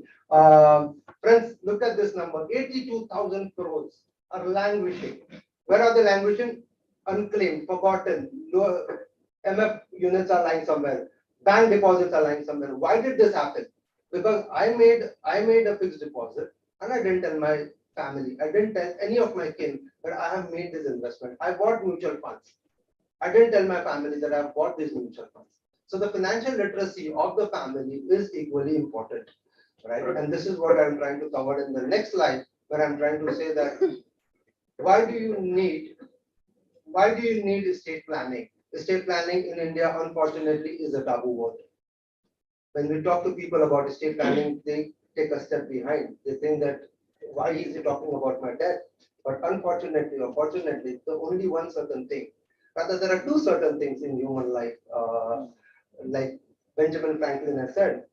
First is tax, it's inevitable, and death is inevitable. So death is something which is inevitable. It will come knocking on your door at any point in time, and you don't even know when that is going to happen. So be prepared for that rainy day. Have a will in place. Have your estate plan in place, right? Why am I saying this?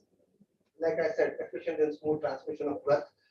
To avoid family disputes, you never know, your children or your family is going to fight for the money that you work all your life for. Imagine, and people are fighting, your loved ones are fighting for it after you are there. So you need the management of money, most importantly, when you are not around. When you are there, that's not a banjayega. But when you are not there, is when you need the management of money. And lastly, which I insist with all my customers, is continuity. Wealth management or estate planning doesn't mean that passing money from one pocket to another. It's passing one strategy from one person to another.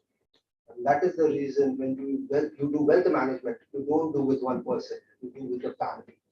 Thank you, friends. Thank you so much for being so patient and giving me a listening ear. Thank you so much.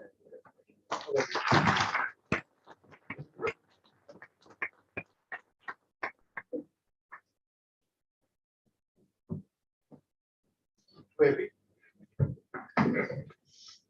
Not really. I must say it was quite interesting. If you can give the slides, I want to go through them once again and learn the valuable tips which you have shared with us today. And very beautifully, you have explained the steps in money management: objective, strategy, implement the strategy, and monitor. Monitoring is, I'm sure everybody will agree with me that monitoring aspect, sometimes it doesn't come to our mind, but monitoring is very important. strategy is there, implement is also there to some extent, but when it comes to monitoring, we forget. And you also gave some valuable, I mean, not valuable, but it is some new ideas which I must admit that I never heard of. You said about the safety net. The safety net is something it's quite interesting. Creating liability-free assets, which is very important, and the private family trust and the transmission which you talked about. Yes, I have. I know some people who passed away during COVID, and their families have no idea what investments her husband made, or children had no idea where the money has been put, except the pension. So it's very important that we pass on this information to our family members. So that is where this safety net and this transmission thing comes into play. Estate planning also something new terminology. Yes, you also said that some new terminology should be used. This estate planning, I never heard of. One interesting point you made, we all know a bit asset allocation, how much to invest in equity, how much to invest in debt. You have to take a risk. If you want more return, you have to take a risk. You have to invest more in equity, less in debt, because debt will give you less rate of return. But also that also you have to choose with care, because all equities do not give you the same kind of return. And I also agree with you that they do not give you always the return of 40-15% return. The returns come in cycles. The cycle will be there for some time. If I talk about prior to 2017, it was an excellent period. The returns were almost as high as 15-20%, in some cases 30%. But since 17, it is highly volatile. The market is highly volatile. I mean, right? Absolutely. And the volatility continues even now. And with the geopolitical issues and the high inflation rate in US, the inflation is 40-year high. In our country also, it is beyond 7%. It is very difficult to manage. I think yesterday or today, RBI has said that by 2023-24, they will be able to bring the inflation under control. So very valuable tips. Risk mitigation is also another point you said. Equity is not the only option. I entirely agree with you. So I think we all learn from this valuable tips. Thank you very much for this nice discussion.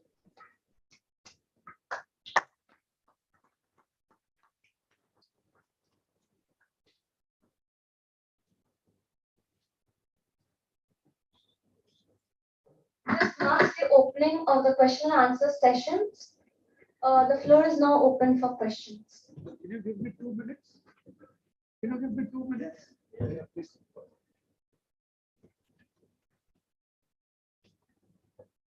Something as the speakers were speaking, I think I'll close the discussion that we had in the morning along with whatever has been said right now. Now, if you remember in the morning, I had clearly said that I, as an economist, do not know where the RBI is heading. Now, since one of the speakers indicated about the real rate of interest, this is the argument that we economists are giving at this point in time. In Q4, the RBI is expecting the average inflation to be at 5.8%. Okay. And on top of that, they are saying that they want a 0.8 to 1% real returns, which is you have to add 0.8 or you have to add 1%. So that brings your repo rate to 6.8 at the end, or it brings your repo rate to 6.6. So the reality will be somewhere here. So this is how the economists are now taking the explanation from what the RBI is saying. That's important. The second clarification that I wanted to make is, and this is a debate that perennially happens in India, not when interest rates go up, but when interest rates are cut, there is a social obligation of the government to protect the interest of the savers and more so the senior citizens. That is why the RBI provides an additional interest for senior citizens deposit. So that's one part of the story. The second part of the story, always when interest rates go down, you'll hear in the press, see in the press, savers ko kya hoga? And therefore, this objective is actually taken up by the government. And the government runs certain schemes called small savings schemes. And the interest rates that the government offers on the small savings schemes is actually higher than the interest rate of the banking sector. So that's the other social objective that the government plays in terms of protecting the mass in terms of erosion of the wealth that tends to happen. So that I think is the one clarification that I needed to make, and therefore it ties in with the discussion now to the discussion before. Thank you.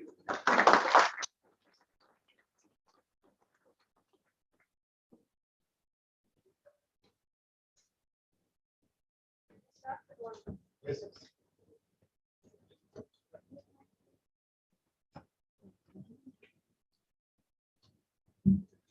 Very good afternoon and excellent presentation by both of you. My name is Vijaya and I've got two questions, one for Gauri ma'am and one for Rishikesh sir. So we'll go with the lady first. Ma'am, this question relates to MSME, and the objective of MSME is financial inclusion, particularly aiming for economically challenged persons in the society and say for women we have. So my question is there any policy which aims at the minority class, and this class that I'm talking about is the transgender. So if there is a transgender who wants to go for a loan, or there are a group of transgenders who want to start an industry, for example, even they will go to fill up a form, it says, what is your gender, male or female, and it ends there. So if the financial inclusion is not happening at the minority level, when we are looking at women who are economically challenged, what is there for the TG?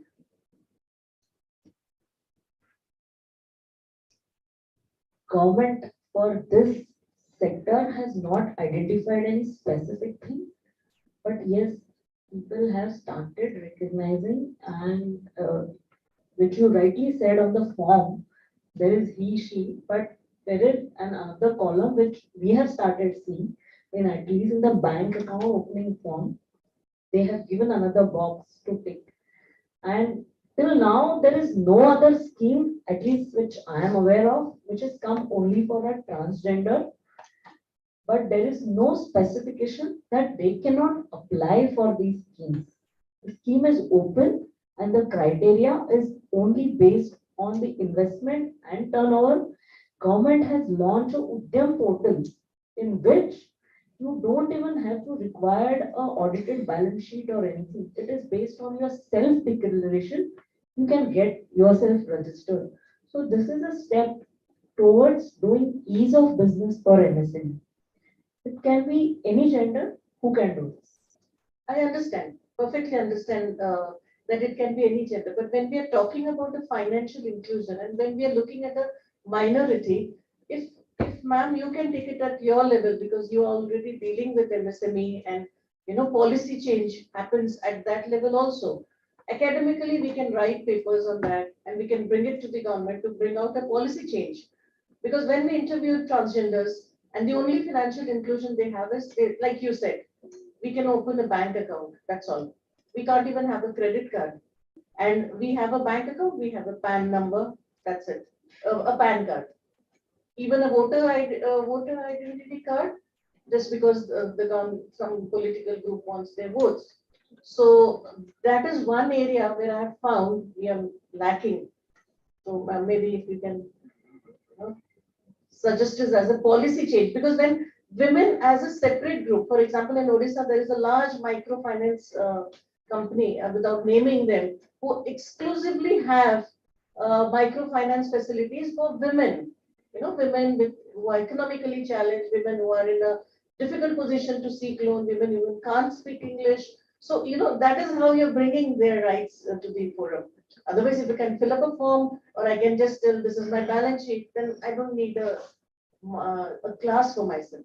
That was what I was trying So to. good thought, definitely food for thought. Nobody has started and anybody has started, I don't know, but I know somebody, I don't want to name, has recently started one new cafe, which will be run by transgender. So there is a move towards all this, but definitely it's a good thought. I'm sure if anything which we can work towards it, we'll definitely work. Right. Thank you so much. And moving on to Mr. Rishikesh, my question to you is, the great ideas that you have given, of course, asset allocation and all. I want you to give me an idea about which is the best investment I can make from the taxation point of view. Because I'm greedy. I want great returns. Money is not a dirty word. I want great returns, but at the same time, I don't want to pay much tax. So can you give me the best combination which gives me awesome returns and which is like kind of tax friendly? And this also goes for the paper that we are studying. Okay, so I'll go back to basics. So I'll always take everyone back to basics. There's what are my 4 steps of management? Step number 1 is your objective. So when you're deciding the objective, if you have an X objective, return objective, you have to determine what are your taxes that you're going to pay at the portfolio level. See, you cannot have a product only from the taxation perspective, right? You have to have a combination of multiple products in different asset classes that will mitigate the taxes or reduce the taxes to a great extent. And at a portfolio level, you have to see to it that you're not taxed more than 13-14% on an annual basis. So that's what you have to see. You have to create a portfolio where you don't have to. So what is that portfolio? The portfolio can be of mutual funds. And if I have to talk about debt, if I have to invest in an FD, vis-a-vis a debt mutual fund, I would invest into a debt mutual fund. The reason behind that is FD will give me a 5% return with a 33% or 36% tax, wherein debt mutual fund will give me 6-7% kind of a return, but it will give me an indexation benefit at the end of 3 years and a tax of 20%. In effect, it will come down to 10%. So I'm getting 2-3% more on the debt space, but I'm paying tax, which is 1/3 the tax that I'm paying for an FD. That's on the debt space. On the equity space, I would try and get into a portfolio where there is not much of a churn. What do I mean by that is, I would select an equity mutual fund over a PMS because PMS is churn and the taxes are in the hands of the customer. Wherein equity mutual funds, it's only on buying and selling, it's on capital gains, it's on that under that kind of income. So I would go for an equity mutual fund. So the selection of the products has to happen in a fashion that tax has to be thought through completely. Does that answer your question, ma'am? Yeah, 20%. Thank you. Do you want to know the name of the product? Yes. For other 80%, you have to be a client of Anand. I want to say that. Regarding Madam, I have to respond to your minority questions. Yes. So, can you give me my please?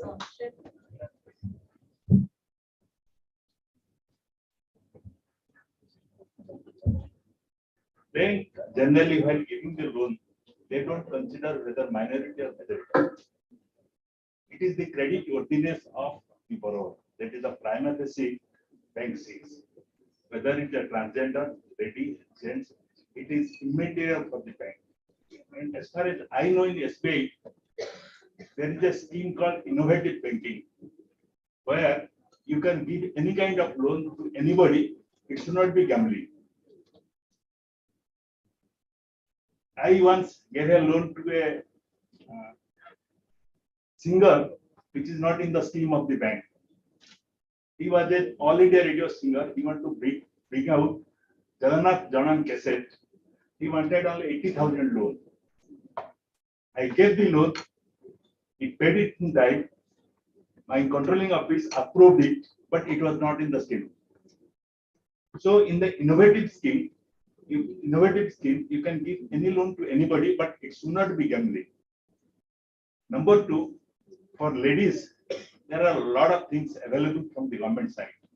One is, if you are doing agriculture, one of the organizations called Apical, they give 50% capital investment subsidy to ladies and SC/ST borrowers. I don't know whether you consider them as a minority or majority. If it is a non-SC/ST, the subsidy available is 40%. But nobody is going there to get it. So we criticize mainly that he is the friend of somebody, he is getting the loan, but where we are creating the entrepreneurship. MSME is one of the sector where you can create the entrepreneurship. 2 crores CGTMC loan is a good loan to start with. Even your Bharti Mittal, if you see, what was he? He was a vegetable seller in Delhi Super Bazaar. Where is he now? So thing is that nothing is small, nothing is big. Let us start. So banks are open, but we have to go to the bank with a proper proposal. So proper proposal preparation is the job of these guys. They should know how to prepare a proper bankable proposal so that whether they are in the corporate or they are the entrepreneur or startup. Proper proposal, if goes to the bank, bank will sanction whether security is available or not, it is immaterial. It depends upon the banker also. I don't know whether I'm a conservative banker or I'm a very liberal banker. All bankers are conservative. But we need these changes to have to happen at policy level. And then percolate to Policy is a different thing. Nothing, if we follow the policy, it's very difficult to work. Therefore, all banking book, the title is Banking Law and Practice. All banking law book is called Banking Law and Practice. Law is one side, practice is also important. So we have to follow the practice also. Sometimes the loan sanctioning authority has to take a risk also. That If is I what remember long back, this food trucks that we see plenty nowadays. Long back, I'm talking about 25 years ago. One student from Utkal University. So we can't tell you.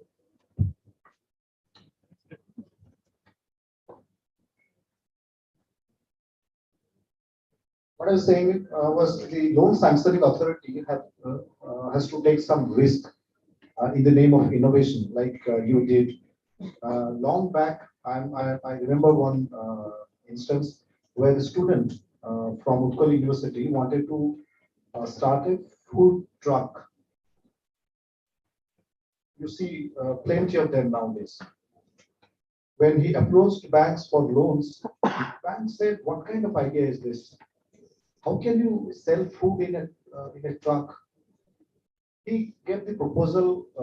That time I was discussing. It was entirely new in our state, and I never heard. That time we were young people of 25, 24 years of age. And when he approached the banks refused. So with the help of his relatives, friends, he managed some money and took a risk and started that business. Looking at his success, banks approached that gentleman and said, "We want to give you loan." That's the story I have heard. it happened. So even though it is not in the approved list, you have to take a risk. That is just the If you see some benefits to the banks should not lose, and the applicant should also, that should be a win-win situation. The applicant should also be benefited by the bank's decision.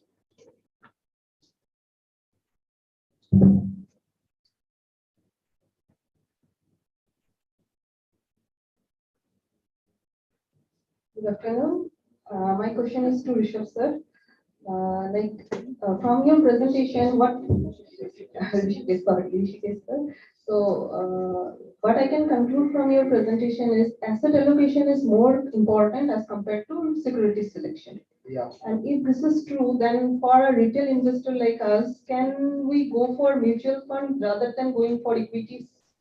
Exactly, that's what I was. Like That's what I because said. mutual funds, if we choose the kind of assets in which they are investing, then we are selecting that we are doing that asset allocation part, and the security selection part will be taken care of by that particular fund house. Absolutely. And another question is, when is the right time to exit from a mutual fund? You don't have to exit. You have to. No, stay because, invested. like- Market timing is something which you don't have to do. No one knows where the market is going to go. Like if we look into the performance of some top performing mutual funds, if we look into their 3 years performance, the return is comparatively high as compared to its 5 years performance. So like though expert says that like we have to stay in the market for a long period of time, but doing so we are losing some percentage of return. There are two things that we have to talk about. First is, do we need to book up profits and go out? The answer to that is no. Secondly, just because I've invested in a particular fund, I keep invested for the next 5 years. Answer to that is no. You have to regularly evaluate those funds. Point number one, you need to have a basket of not more than 10 to 11 funds. So today, if you see in the equity space, there are more than 493 schemes available, open-ended schemes available. Of that 493 schemes, we have to narrow down and come down to 11 schemes. Right? Try and get an exposure to each of the categorization that SEBI has come up in 2015. There are 15 categories of mutual funds that SEBI has come out with. Try and have allocation in each of the categories. Have good amount of exposure to large cap, mid cap, and small cap also. A little exposure to small cap, a large exposure to large cap, and a medium kind of exposure to this cap. This kind of exposure you have to maintain at the 11 fund basket level, and then see 11, 12, whatever fund you want to shortlist, and then keep regularly checking the performance of your funds and see if you are in the track of making your return. One more thing about mutual funds, equity mutual funds, when I'm talking about, don't try and want the best possible equity mutual funds, which you will never get, right? Because what you need to keep in mind is a target of an alpha of 2 to 3% up and above it. If you keep that target alpha of 2 to 3% and select the funds accordingly, then you are home. In the pursuit of selecting the best possible funds, you will never get. Only God can select that best possible fund. Humanly impossible. So for selection, we need to look only into the alpha value of the fund. You have to look at the alpha that they have, the propensity of alpha each of the funds. Thank you.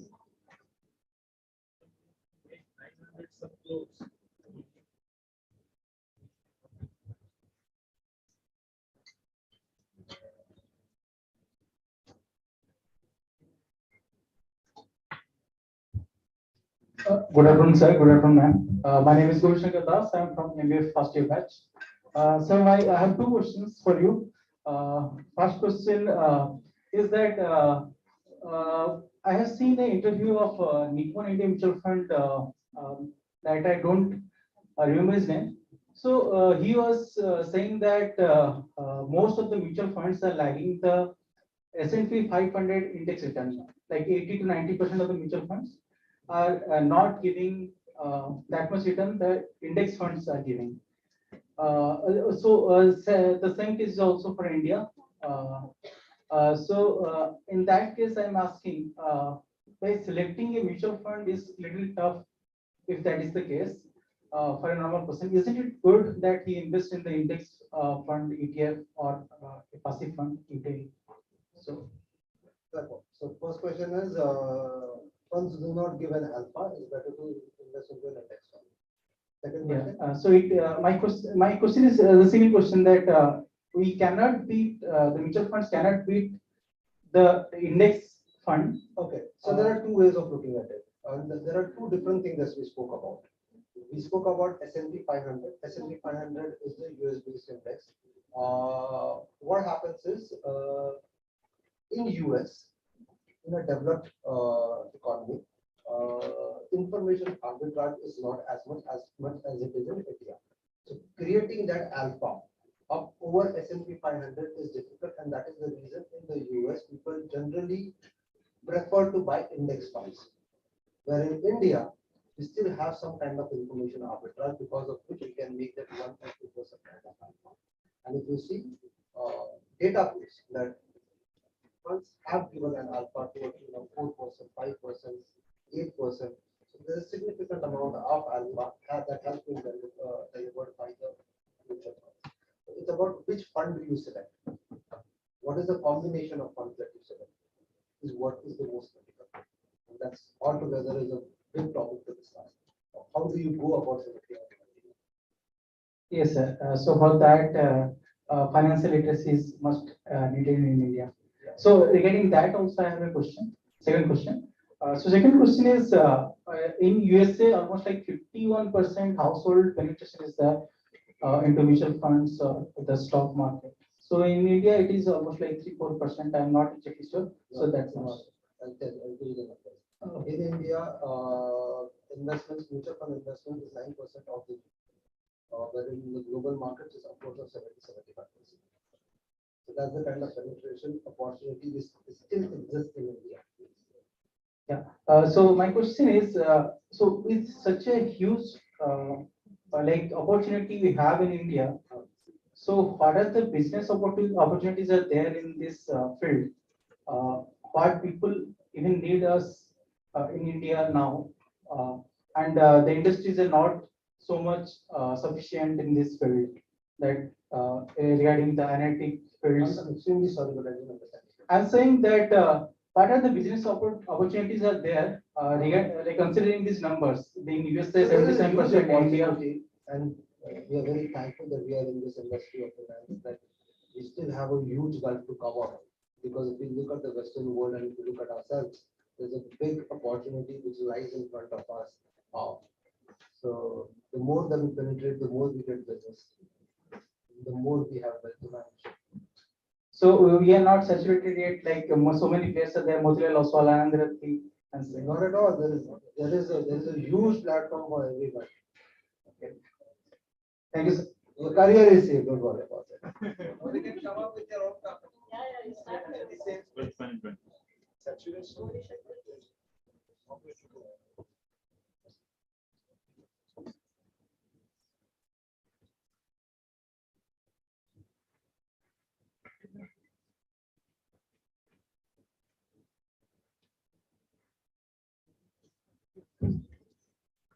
Good afternoon, panelists. I'm Aditya Mahapatra, a second year BCom student.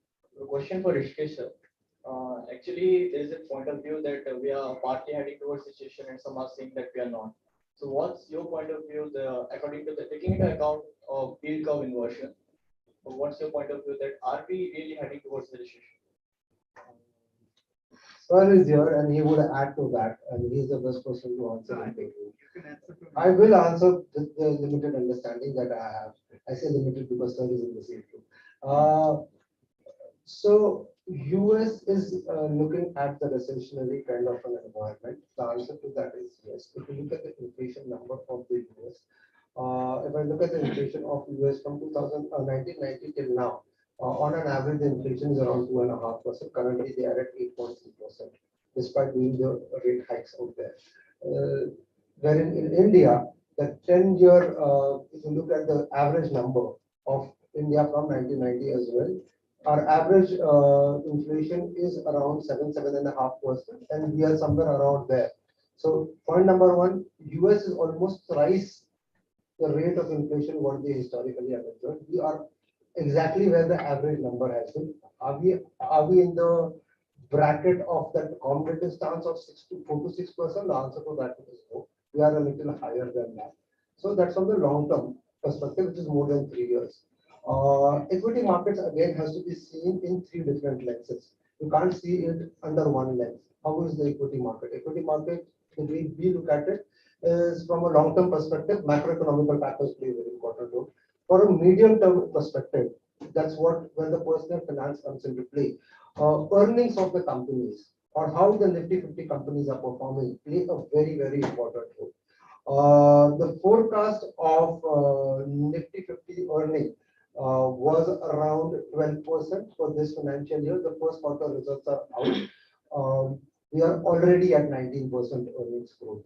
So is that a positive number? That's a significantly positive number, and that gives a lot of confidence for an investor to stay invested in the market. So from a medium-term perspective, do we see there would be correction? The answer to that is no.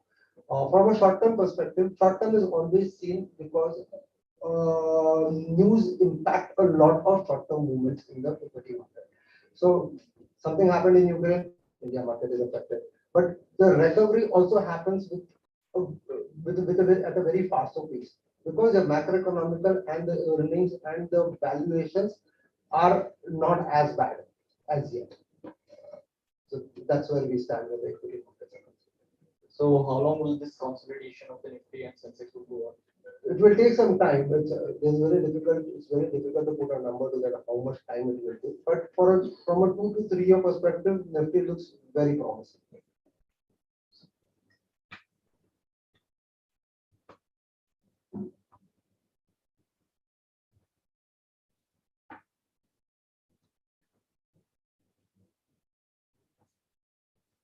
Good afternoon, everyone. I'm Goodal from BCom second year. My question is to Gauri ma'am. As we discussed about the challenges that the MSMEs are facing, one of the most important challenges are the regulatory issues that they are facing these days. So how the regulatory issues that the MSMEs are facing be solved? The regulatory issues are not MSMEs facing. MSMEs facing the challenge of understand how they can regulatory form and complete the procedures, the documentation, get to understanding. So the knowledge to understand what is required is MSME issue. It's not the regulatory is not supporting them. So documentation once, so literacy, getting a skilled person to make them understand is their issue. Regulatory government is supporting or whatever is the required. The government is supporting for their credit and financial assistance. Government is supporting them for developing infrastructure to a skill for their employees and also for the quality and the technological development across the country. So that is the reason the MSMEs, what they are facing is they don't have this knowledge. Most of the rural MSMEs, if you see, they don't have a knowledge of technology, how to go on a Udyam portal and get themselves registered. So what is now currently what is happening in the new age technology, these fintechs are coming forward and helping these MSMEs to understand and get them on the platform, on the banking platform, and giving them a finance, which is helping them to get liquidity and do their business. Thank you, ma'am.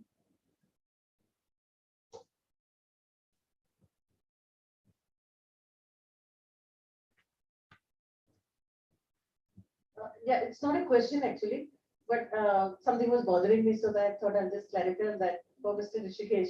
So when I gave you 20 out of 100, it meant that 80 marks would come when we have an account with Anand. Actually, I thought perhaps you didn't hear that, so now it's 100 and 100. That 80 will come when we have a consulting thing happening. Oh, sure. Yeah.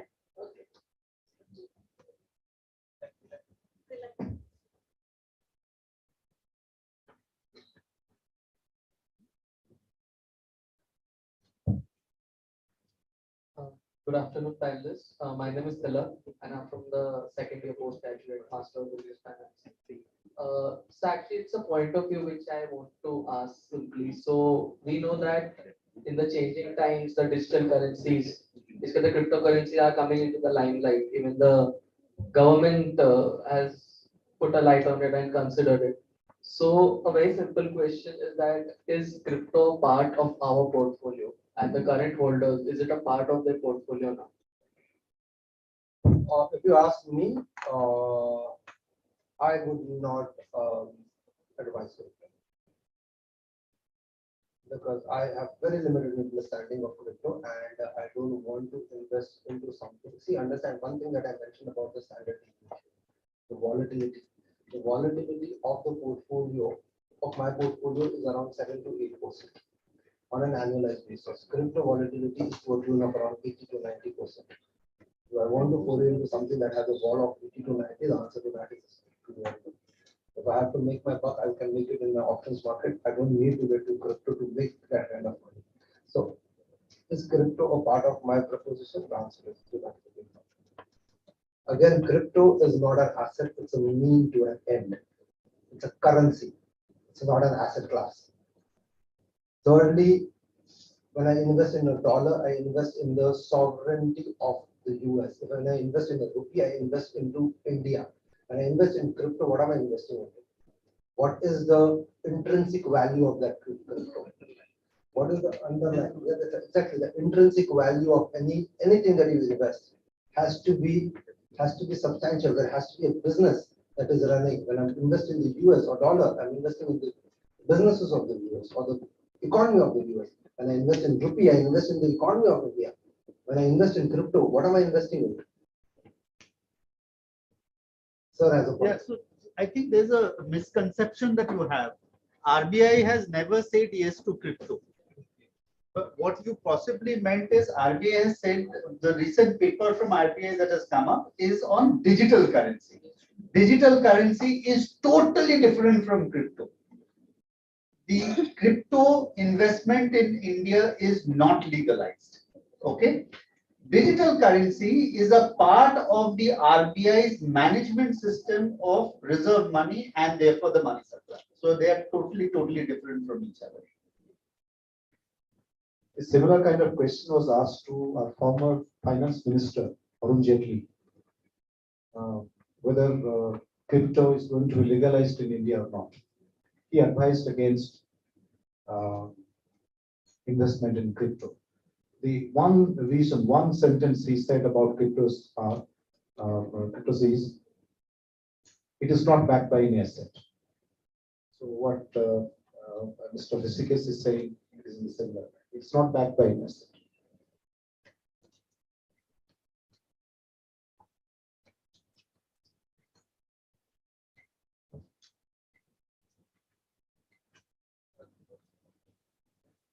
Any other question?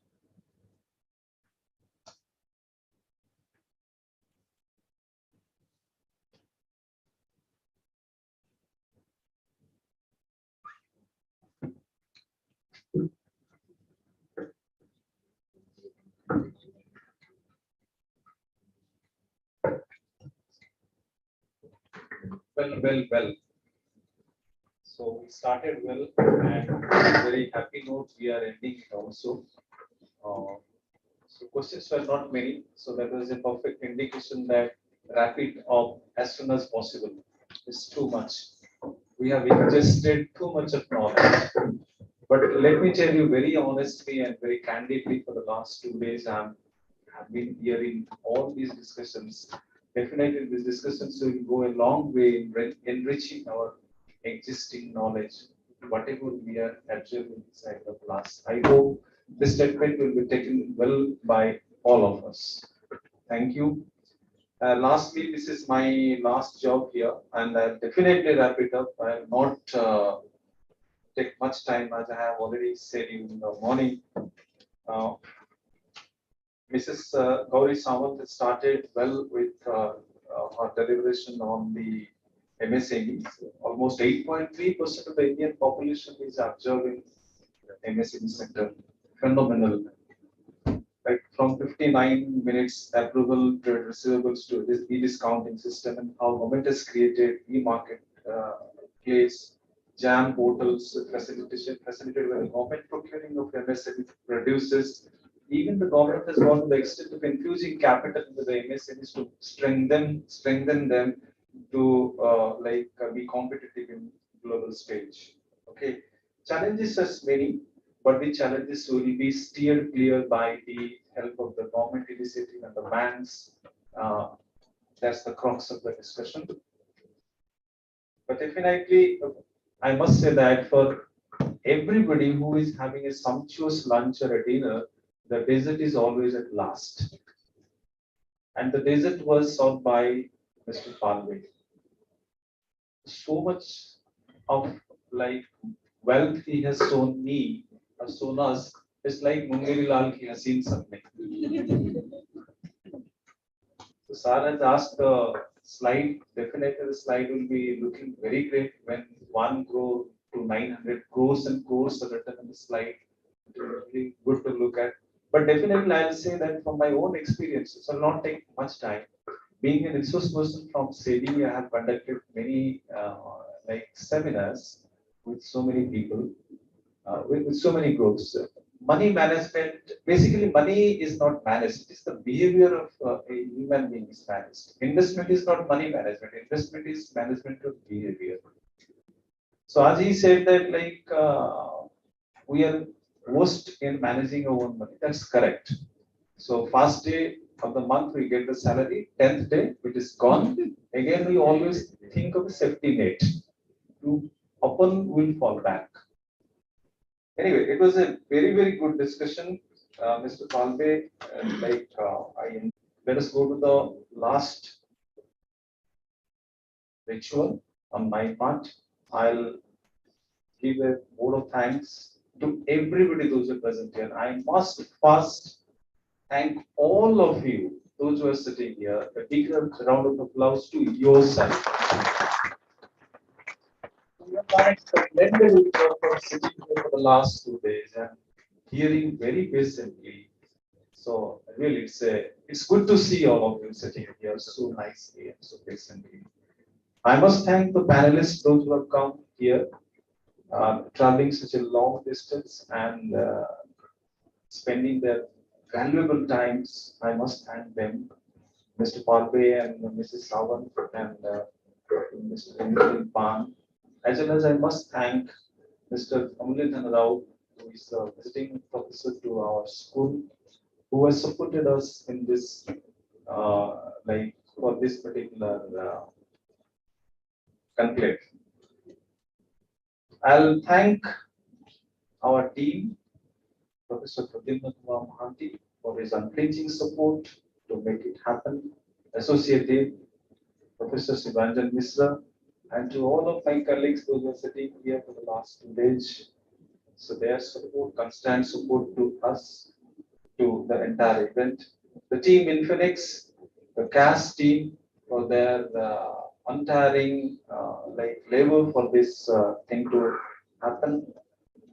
And what is the photography team? Illuminatics, sorry, I forgot that. Illuminatics. Illuminatics also to be thanked, right? And I must thank the management of Exam University for supporting each and every step, the support staff who are here for the last 2 days, and they have given us all kind of support in making it happen. Students, I have already thanked you in the beginning, and as well as I must thank Anurag, who has done a great job in huddling from one place to another place, handing over the microphone for the question and answer session. Okay, let's call it a day, and we'll be meeting in the next year with another theme for this Privitti 2023. Thank you very much. With this.